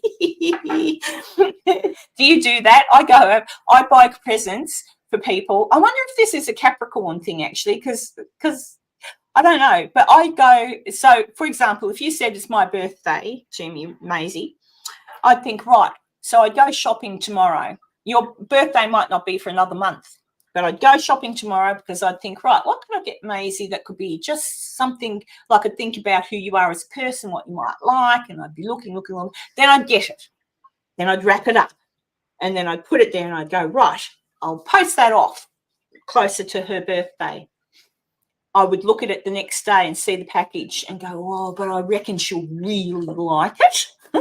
And then it'd be like, oh. Maybe if I post it today and tell her not to open it to her birthday, so then I might post it off, right? And but then you'd say, oh, the package came, I'll open it on my birthday.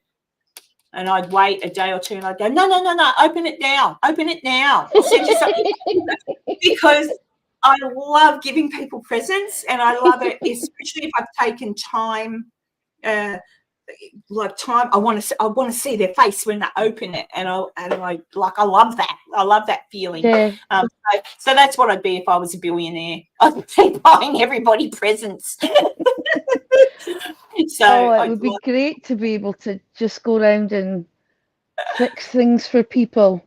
You know, I mean, I'm not meaning like money will fix everything, but you know, if money was the issue, you know, like there's so many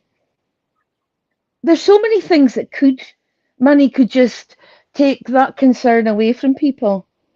Yeah. And it's so sad that you've got people, their life is just miserable because they just, for whatever reason, can't make enough money to just live a decent life, to just, you know, have enough to pay the bills and enjoy life. Yeah, just have enough. Like I've got disabled children, and you know, lots of people out there do have a disability, for example, or something else. If I had a way that, or like the elderly, this is a dream of mine. If I ever do win millions, it'd have to be millions because it'd probably cost millions to do. I would love to build like they have someone in the chat tell me, I think it's Switzerland, but it's one of those countries that has an aged care facility, which is a town. So it's like a little village. And within the village is their little houses, and there's little shops, which are actually functioning stores. So you can go in there and buy things, but you don't use money because it's a aged care facility. It's just like a coin or something. But it's for people with dementia. So it's a safe place. They can't escape. But it's for people, and it may well have gone further now that it's not for dementia. But yeah, so they get the care they needed. All of the staff in the stores, in the shops, in the coffee shops are staff, like actual nurses and things, but they're dressed whatever. So these people with dementia are absolutely being watched and cared for but they don't necessarily realise that because they're in their home. It's kind of like, what was that movie with what's his face, where he's in a town full of actors, but it's kind of like that. But it's Truman, the Truman Show. It's kind of like that, but it's to keep them happy because they've got their little house, they've got their little plants, they've got their cat, they've got their walker, they're safe, they've got a life. And I thought, wouldn't that be brilliant? The only difference is I would have everything solar panel roofs and everything. It'd be very self-sufficient to the point where, you know, even us, each of the little residents, to grow a particular vegetable in a pot. Do you know what I mean? Like, and they could have I don't know, that's my dream, because working in aged care and seeing some of the places that people die in, for want of a better word, it's sad. It's sad. It would be so lovely to see him walking down the little road and going into the store and buying a coffee and being safe, or buying, you know, I'm going to cook a cake, or it'd be nice. So if I won, it'd have to be millions, because I reckon that'd cost millions to make. But if I ever were lucky enough to come into that kind of money somehow, which I won't be, because obviously I'm going to do something good with it. Usually people who win that sort of money end up being very selfish and poor in the end. But that's what I would love to do. Yeah, Julie, I've got, my instincts want to tell me Switzerland, but maybe Denmark. Like, it's one of those countries. But I reckon that would be just marvellous. And I would think that it would be really good too for people with disabilities. Sorry. Yep. I was just going to say, my wee brother, he's got Prader-Willi syndrome, and he lives in a Rudolf Steiner estate, and basically, it's just amazing. I can't say enough nice things about it, because he lives in a house with house parents, and there's Yep. co-workers, Yep. and every day he goes to, not every day, through the week he goes to his work, and his work varies, but sometimes he's in the workshop where he helps make bird tables and bird houses, signs, all these sort of things that are sold to the public, and there's a income produced for the actual place itself. So that's a source of income for them that helps with the upkeep. And gives them a There's worth. yeah, and I mean there's two houses. Well, there's two houses and one wee cottage on the place, and they basically just live in a sort of family situation. It's absolutely beautiful. My brother absolutely loves it. He and of course he has a day off as well. His day off happens to be a Monday, so he gets Yeah. a long weekend. So and on the Monday, if he wants to go anywhere, the co-workers will take him out, and they'll go and do whatever he wants to do. Um, there's a wee sort of town nearby, and everybody knows him there. I mean, he's he's basically love in human form, because when he meets people, if you're a woman, he'll say, "Oh, you're beautiful," and he'll ask if you're busy, and he'll ask about you. If you're a man, he'll tell you that you're handsome, and he'll ask. He's always asking if people are busy. What have you been doing, and this sort of things, you see. And everybody just loves him. They just adore him. And this Rudolf Steiner estate. This is the third one that he's on now. The first one he went to was more like a sort of school-ish type of thing. But when he first went, he wouldn't dress himself, and when you spoke to him, it was like speaking to somebody that really only had sort of like pidgin English, and we pretty much spoke to him in a way that he would only have to say yes or no. Yeah. But it's great now. We have conversation. He's got an amazing sense of humor. He's got a wicked sense of humor, and he's just so happy, and it's it's the way people should be helped to live, because it's living with dignity, and Yes. Yep. you're being given a chance to live your best life, and I Yep. think we all deserve that. I think so. And just everyone in the chat's probably seen. Thank you, Tanya, for finding that. So there's one in Denmark, there's one in the Netherlands, and one in Switzerland. So it's interesting. And I think, that's the one. The Dutch village is the one I was thinking of. Yeah, in Hodgeway.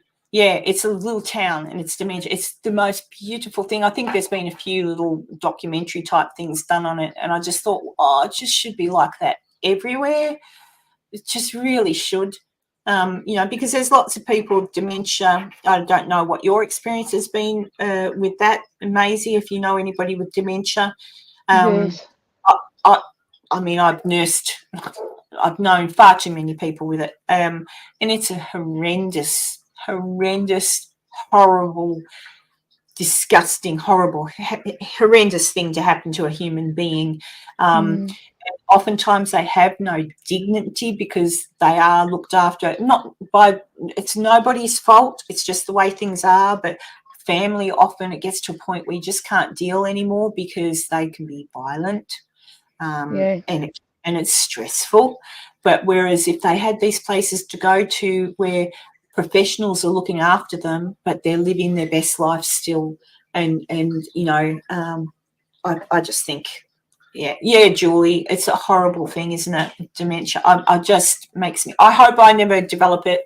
Unlike other people, I would be very, very happy for someone to take me to Switzerland and to that little place where they put a needle in your arm and you say bye-bye to everybody. Because if I lost my memory, I could think of nothing worse.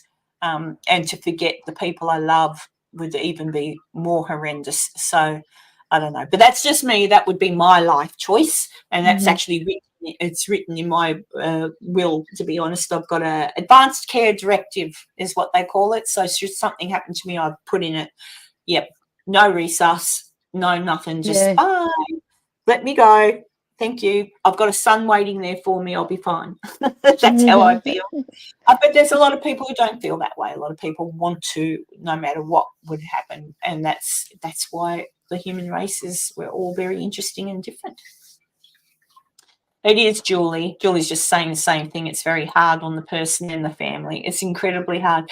That's actually what breaks my heart now about someone like Bruce Willis, who's very much in the media now with it. Yeah.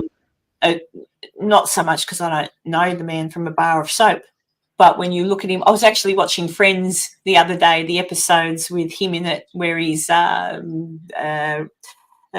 think, who's it? Ross is seeing his character's daughter, and his character is seeing, Aniston, Rachel. And I was watching that, and I was reminded he's not that old. I think he's my age, maybe a few years older. He's only 60-something. Oh, gosh. Oh, and he's know. stuffed. You know, he's someone who's given, no matter what, I don't care about people's personal lives. I have no interest in their personal lives. But so far as what he's given us in entertainment and how he has made us feel and smile and laugh and cry, for that I'm grateful, and for that I'm so sad because he can't do it anymore. And not to mention the heartbreak for his family. Do you know what I mean? Hi, Twinkie. Twinkie. Yeah, I don't know. Twinkie. That could be so many things. Yeah, Tanya, like I do too. And who was I watching? Oh, the other day, the fellow out of that show. Oh crap. Oh, hey Bill.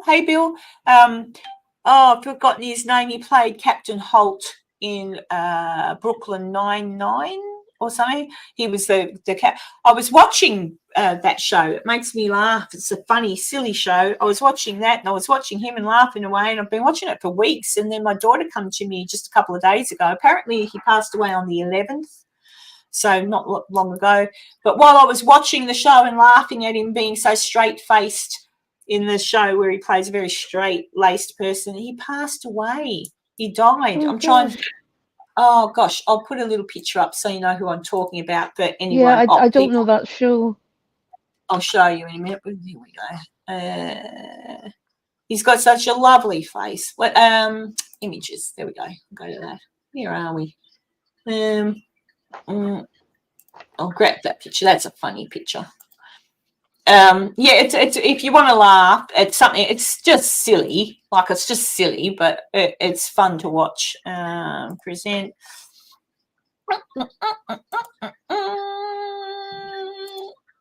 Is that it? That's it.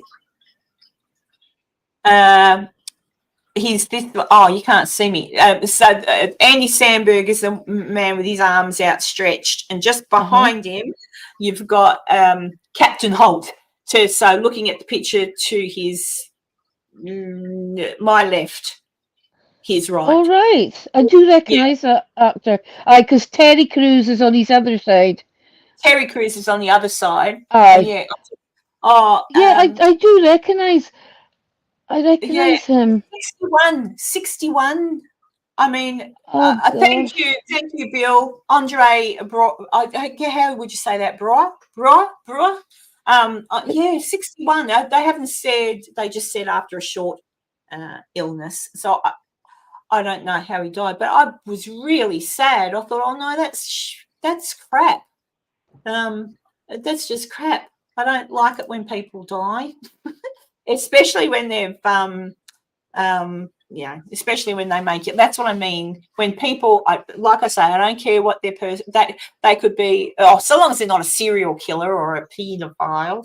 But I can't forgive that. But I don't care if they smoke, drink, and take in ladies. I don't care what they do, or men. I don't care if they're like, I don't care what they do in their personal life. That's none of my business. But for what they, was it lung cancer, Bill? Oh, jeez. Well, that's not a short illness, is it? Oh, Bloody gosh. hell. But yeah, I don't care what they do in their personal. I really don't. I care about what they've given me with their art form, and actors. That's art, and comedy is. I love it. So if they give me something to laugh at and make my life happy, I'm sad when they go, because that means I'm no longer going to be able to laugh at what they do. I was devastated with Matthew Perry passing away. I think just about that was everybody. so sad. Yeah. I think everybody was devastated with that, because, again, someone who makes you laugh and makes you happy. And Bruce Willis was very good with comedy. Like, if you watch the first thing I saw him in was was funny.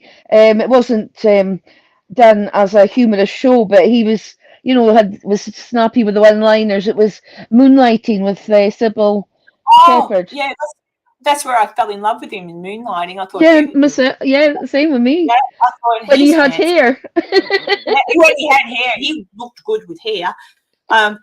Most people do look good with hair, but there's a few that don't, like Terry Crews, but he's a good-looking man, and he doesn't have a hair. You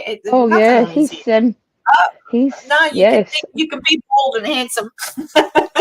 Oh yeah, I like Bruce Willis as well when he shaved what was left off. But yes, I did. That's when I first remember seeing him. Yeah, in Moonlighting. And some of the Australian people will know this name when I see it. Craig McLachlan is one of our actors from back in the day. He used to be in Neighbours. He played, what character did you play in Neighbours? He had blonde curly hair. Well, I'm talking Neighbours of like the 80s. Oh, shit. Can't remember the character he played in Neighbours, but I think he was Kylie Minogue's brother in it. But anyway. Yeah, I was just going to say that, because I remember I seen it back then. Yeah, I know who you're talking about. Yeah. Well, he got caught up in that whole, he touched my boob. I'm sorry, I'm not a fan of all the, he touched me. I don't care. I wish I could get touched. But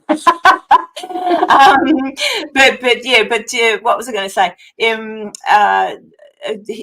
I've just seen him lately on the Twitter or the Facebook or something, and it made me smile, because he was freaking funny, and he's a good actor and everything.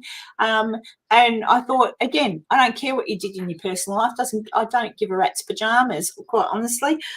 So I saw him there talking about stuff, and it was just a breath of fresh air to see somebody that used to make me laugh making me laugh again. Do you know what I mean? So yeah, but that's what I mean. My rants, watch out. My rants can get me into trouble. Again, I just think anybody who's made me laugh, I like it. Mike O of what's SSC, Julie? Or is that what Mike O just said? Let's see. Oh, The Heat of the Night. Yeah, that was pretty cool. I don't know that one. No, it was just he wasn't in it all the time, but I loved him in what was the one we were talking about? Moonlighting. I loved him in that. And that was real. And then after that, he made a few movies, and then obviously got into the. But he was in with Matthew Perry in the whole 9 yards, and then the whole 10 yards. Yeah, they're that was funny. Oh, they're funny. And then that story about that's why he was on Friends, because he lost a bet with Matthew Perry. So Matthew Perry, I don't know what the bet was for, but basically if you lose the bet, you've got to come on the show, and he lost the bet. He did a good job. He's freaking funny. Like, he's got a good sense of humour. So, yeah, I'm sad these people, and I keep tuning. I'll every now and then I see something and someone's died. Ryan O'Neill died the other day. I'm like, Oh, yeah, Ryan O'Neill died, and I'm like, what the what? But then I looked, he was 82. People are getting old. When is this happening? I know. I I think believe someone's dead. I kind of forget. I think that these people that I watch in movies, I'm watching old movies of theirs, and I Yeah, forget they've actually gotten maybe old. had, yeah, a few years have gone on. Yeah, Oh, Mike. and poor Barry Humphries. Oh, yeah, I that made me sad. Dame Edna Everage Yeah. Oh gosh. made me Yeah. I sad. But again, you forget how old they're getting. It's like, oh, can't there be some? Oh, I don't know. But at least I they're think I lucky. actually. Sorry. I was going to say, at least in some ways, the world is lucky. People like, Robin Williams and everything. I still get very sad Oh. thinking about that. But they're gone. But we can't forget them because they're on film. Like they're snippets of their life have been caught, even though it's not their life. It's like, Hmm. or even interviews. Graham Norton show. I love watching the Graham Norton show, and Yes. even interviews. It's kind of like they're still with us, whereas a lot of Hmm. us with family, etc., stuff, we don't have that. When someone passes away that we love, unless we've made a movie of them or taken a little video or something, we don't. They're gone, so the families of big movie stars and stuff so lucky that they have that footage, that artwork of that person, because that's what it is. Acting's an art. Hmm. They've got that, so there's still kind of, we forget, and you watch that, and that, like you say, you watch something and you look at them and then you see them today and you go, oh Jesus, when did they get old? Like that's what it's like, because you've been watching him on something else and you think, when Jesus. Like, we're not allowed. I do that all the time, Maisie. I walk past the mirror and I think, Jesus Christ, who's that? Oh, it's me. When did that happen? Oh, Oh. Mike just said, I've always said when Steve Martin goes, I'm aging. When Steve Martin goes, I hope I go too, because that's going to break my heart. He makes me laugh. And Martin Short, oh my God, the two of them together. I saw them in Glasgow when they were touring. They were Oh, did you see hilarious. the show? You saw the show? Yes. Oh, they Yeah, were I saw. fantastic. Yeah, I've seen snippets of their live. I haven't seen the whole thing. I think there actually is one on the Netflix. I could be wrong. I'm sure there was something on the Netflix of them live on stage. But yeah, they're hilarious. There's so much of those people that are around, and I think sometimes they forget, and that's what I think some of these people forget, that yes, they're movie stars and they make movies and people come and want to shake their hand and say hello, and it might be overwhelming for them, but half the time the reason you feel, unless you're an absolute nutter, like a fanatic, as in a bad way, the reason you do that is because you want to let them know that they've made you happy, that they do Yeah. make you happy. And I think they forget, I really do, they think they get to a point where they forget what they mean to people. They do what they do. It makes people laugh or cry or whatever and be happy. Like, it gives people something that touches everyone in a different way. But I think if they get to a point, maybe not everybody, but maybe they get to a point where they forget that. They forget, because they get depressed or they start to alcohol or they do whatever. They forget that what they're doing makes people happy, and people adore them because they've made them happy. You And do people get, think they know them. yeah, that's the scary, that's the fanatic part that's a bit scary. Mm. Because like well, you've been around famous people with your work, and I've been around famous people with, just because I've been around them, just through whatever life takes me there. You've got to remember, you don't know them, they're just people. Yeah. But luckily, I think I would fangirl over some people. I fangirl. I can't think. I fangirled over a fellow that came into one of the stores in Virginia City because, I won't say his name or anything, but Mafia, right? because I'm a big, I know this sounds weird, I'm a fan of the mafia. Not a fan of, that sounds terrible, doesn't it? Not a fan of what some of the terrible things they did or do. A fan of that era of when they were around, particularly in the 60s and 70s and 80s in Las Vegas. Like, I've never been to Las Vegas when that happened, but that time period and that genre. And so when I meet this person, I know I fangirled because I went, I want to talk to you. And he's looking at me, oh, you must know where all the bodies are hidden, is exactly what I said to him. And I said, and then he's looked at me, and my friend said, it's all right, she is quite normal. And then he settled down a bit. I said, oh goodness, I said, when I come back, I said, I so have to, if you would, I said, off the record, like, I don't want to, I said, I just want to sit and listen to you tell me stories. I said, and he just laughed at me. I said, I promise I'll buy you dinner first. But yeah, so sometimes, you know, you can fangirl. But would I fangirl if I met Keanu Reeves? No. Would I fangirl if I met anyone like that? No. I'd probably just look at them and go, nod. That's it. I honestly probably wouldn't. Do you know what I mean? Unless they spoke to me. If they spoke to me, like if I gave them the nod and I said, hello, how are you doing? Then I might say, I'm fine, and thank you for making me have years of enjoyment. And then I'd walk away. That'd be it. That'd be about it. Oh, do you like my Santa Claus? There he is. Got my Santa Claus and my Christmas hat.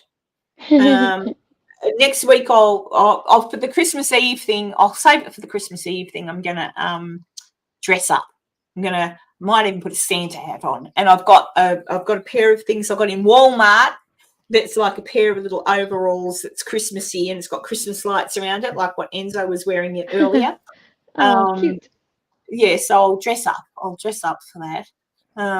But yeah, gee, we've talked about, I probably should go, Maisie.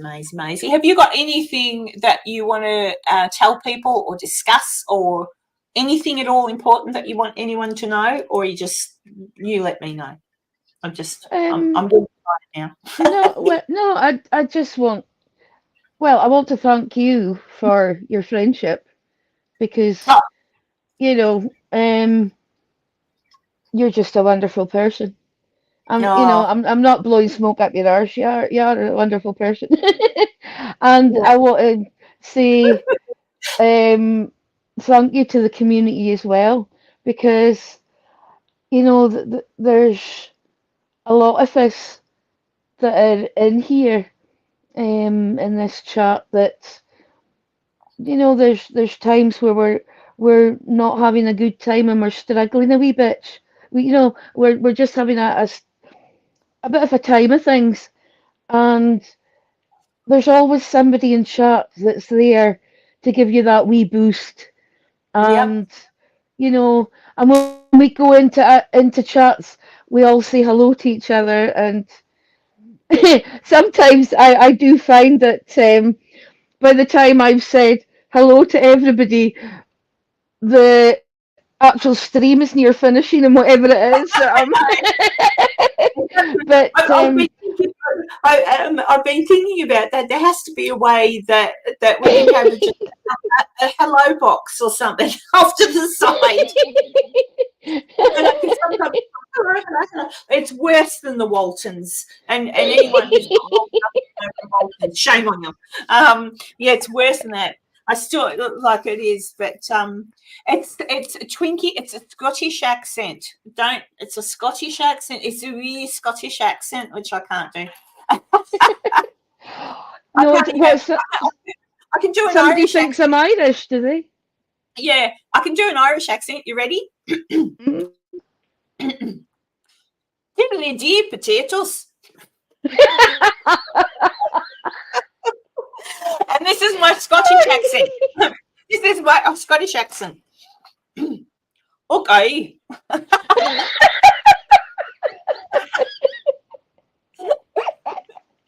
Oh dear. gosh. I tell you what, and nobody. Enzo said the other day that because Enzo is going to try and try to, if this thing works out in Virginia City, Enzo will be there. And he said, "Oh, I'll take you're drinking." Or I said, "I'm not touching a drop of alcohol." I said, "I learnt the hard way last time. Honestly, I embarrassed myself to the hilt around Jason and Cassie." I'm amazed they still talk to me. Oh dear. And he goes, "Oh, well, I'm a professional drinker." He said, "I'll be able to help you." I said, No, I'll come away with at least 3 husbands. Oh dear. Tanya just said I'm bilingual. Yeah, well, I'm not buying anything else, so at least I'm bilingual. It's quite strange, though. Actually, a lot of Scottish people have mistaken me for Irish because of where I'm from in Scotland. Because I'm from up the top, I speak a lot slower, and because of the lilt, there's more of a lilt. Actually, so, yes. Apologies, Twinkie. I guess, in listening with my ear, I can see that, but I can hear the Scottish really thick, so I can hear it. But that's only because I've got Scottish friends. But so it's interesting. Mike O. Oh yeah, Mike O's got an accent. He's an American. Oh, hang on, Mike, are you American or Canadian? Mike's American, isn't he? I'm pretty sure he's American. Yeah, and Tanya, she's a Kiwi. So if you want to sound like a Kiwi, I can speak Kiwi-ish. You ready? Okay. Fridge, because they don't say fridge; they go fridge, and I can't say fridge. That's it, fridge. And I can't say fish and chips. Fish and chips, I say fish and chips, but a Kiwi says it's slightly different. It's just the accent. It's just the thing. But fridge and kia ora. That's the kia ora. Kia ora. I don't know. I used to crack up. I worked with a beautiful lady called Rose, who is from Kiwi land. She's Maori, so I used to on purpose. I'd be on my computer, and you can bring it. So she'd be across from me. So she'd be on her computer in front of me, and I'll be on my. And so I'd come in the morning and I'd go, "Oh, kia ora, Rose," and she'd go, "Oh, kia ora, Karen." And then I'd sit there and I'd look at how to say different things in Maori, so that I can't think of any of them now because I can't remember them. But someone might come in the office that none of us liked, and I'd look for a word that would say that they're not going to know what I'm saying. But things like that. But yeah, I don't know. Mike, you don't have an accent. You have snow. What?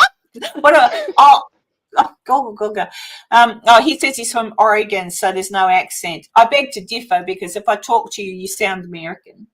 I'm from Australia. I don't have an accent. So there you go.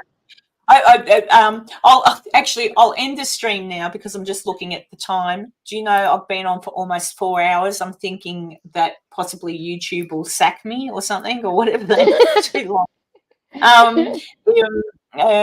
What was I going to say? I've forgotten now. I was going to end it on something. Now I can't even remember what that was because I'm just tired. I literally haven't even finished the sentence and I've forgotten. So I am going to, at this late hour, I might as well have an early dinner because I've not eaten breakfast or anything. It's snow there. I guess so. What a Twinkie. Yeah, Tanya's got an accent. Fridge. Fridge. Oh dear. Tanya can go crook at me later for that one. Where are you from, Twinkie? Because she or he, what does us? Oh, you're America. It's all right. I'm catching up with the chat. This is hard, Maisie. I am going. Maisie, just hang there though, Maisie, when I say Okay. goodbye. Yeah. Yeah, don't hang up. Tanya, I know you're listening. Thank you again for your assistance and support with me yesterday. It was really, really. Oh, Louisiana. Oh, that means you'd have a southern accent. But thank you, Tanya. It's always appreciated. Julie, hang in there, mate. You'll be okay. Maiko, I do want to get you on to talk about crystals, because Maiko's got a whole channel about crystals and things, and I really need to learn more about them because they're pretty. Yeah, That's all. I love semi-precious stones and crystals. Yeah, Yeah. where is it? I'm feeling around. It's feeling. Oh, there it is. It's not the only crystal I've got, Mike. As I say goodbye for the 16th time, but isn't it pretty? Oh, amethyst. I love amethyst. Amethyst and rose quartz are my favourite. I love them. So I also like labradorite and moonstone. Oh, moonstone. Oh, I really like. Where's my moonstone? Where's my moonstone? Oh, there it is. Look. See? I got a moonstone ring. Oh, wow. I've got a ring that's very, very close to the... Yeah. I've got one just like that. Actually, Mike. So, Mike, I know when I look at this moonstone, not in this light, it's very white. It's all of a sudden gone a funny colour. What's going on there? It's weird. That's spooky. It's gone a funny colour. Maybe it's not a real moonstone. It is a real moonstone. I made it. But yeah, I've got my moonstone. I like my moonstone, my amethyst. I like sparkly things. I've said before, I think I might have been like see, I've got that. That's all the sparkles in there. I don't know what they are. That's just a really old ring. I got that in an antique store. It's really old. It's silver, but it's got, I think they're, what do you call those funny little bits of stone? Marquer, I don't know, marker something. Marker seats. I don't know. It's an old ring, but I love anything sparkly. So I'm pretty sure I might have been a crow or a magpie in a previous life. I'm still, look, even like my little crowns. See, I didn't wear my crown today. My little crowns got little sparkly things everywhere. Marcus, thank you. Marcus seat. There you go. Oh, look, was I saying goodbye? I was, because I'm tired and I know now I need to eat. But it's been wonderful having you on, Maisie. And so we will do a girls' night thing. And maybe even Tanya has told me time and time again that she prefers to be the moderator. I referred to her as God yesterday because she's everywhere, all-seeing, all-knowing. Yeah, I quite often call Tanya the Oracle. Yeah. Because she is the oracle of all knowledge. She is. She knows everything. But Tanya, thank you. But maybe Tanya may, with a drink in hand, we could have Scottish, Kiwi, Australian, and we'll throw in an American for good luck. just a girls' night. And just have, but the boys can watch. Oh, that sounds bad, doesn't it? That sounds wrong. You know what I mean. The boys can. No, that the sentence I was just the boys. I was going to say the boys can join in. The boys can watch, but what I mean is the boys can attend. Yeah, that's a better word. The boys can attend the live stream. Not sure if it's much better. Yeah, Tanya's just said orgy. No. Oh God.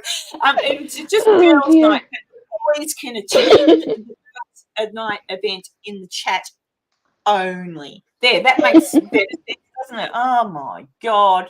All right, thank you, Mike. I will talk to you later, though. I really would like to do that. And yeah, did you say we'll need my wife to join me? Well, okay then, a threesome. Do you see what happens when I get tired? Now nobody pick me up. All right, okay. This is. I'm an old woman. This is my sense of humour. Oh God. Julia just said we're just going to talk about periods. Oh my God. No, I don't get those anymore. So woohoo. Thank God for that. That was the one thing about being a woman I will never miss. Yeah, Tanya, I'll probably lose another 10 subs now. Oh my God.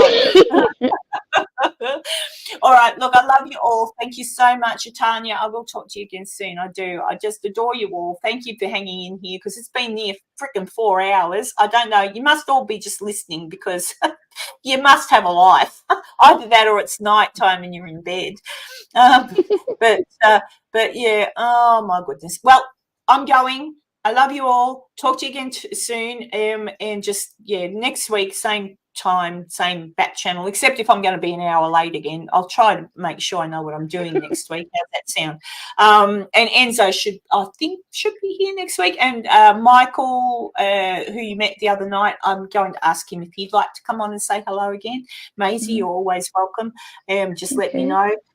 But yeah, so everybody go to bed if that's what you've got to do. Twinkie, oh my God, I'm not even going to read your comment up there. I spotted it.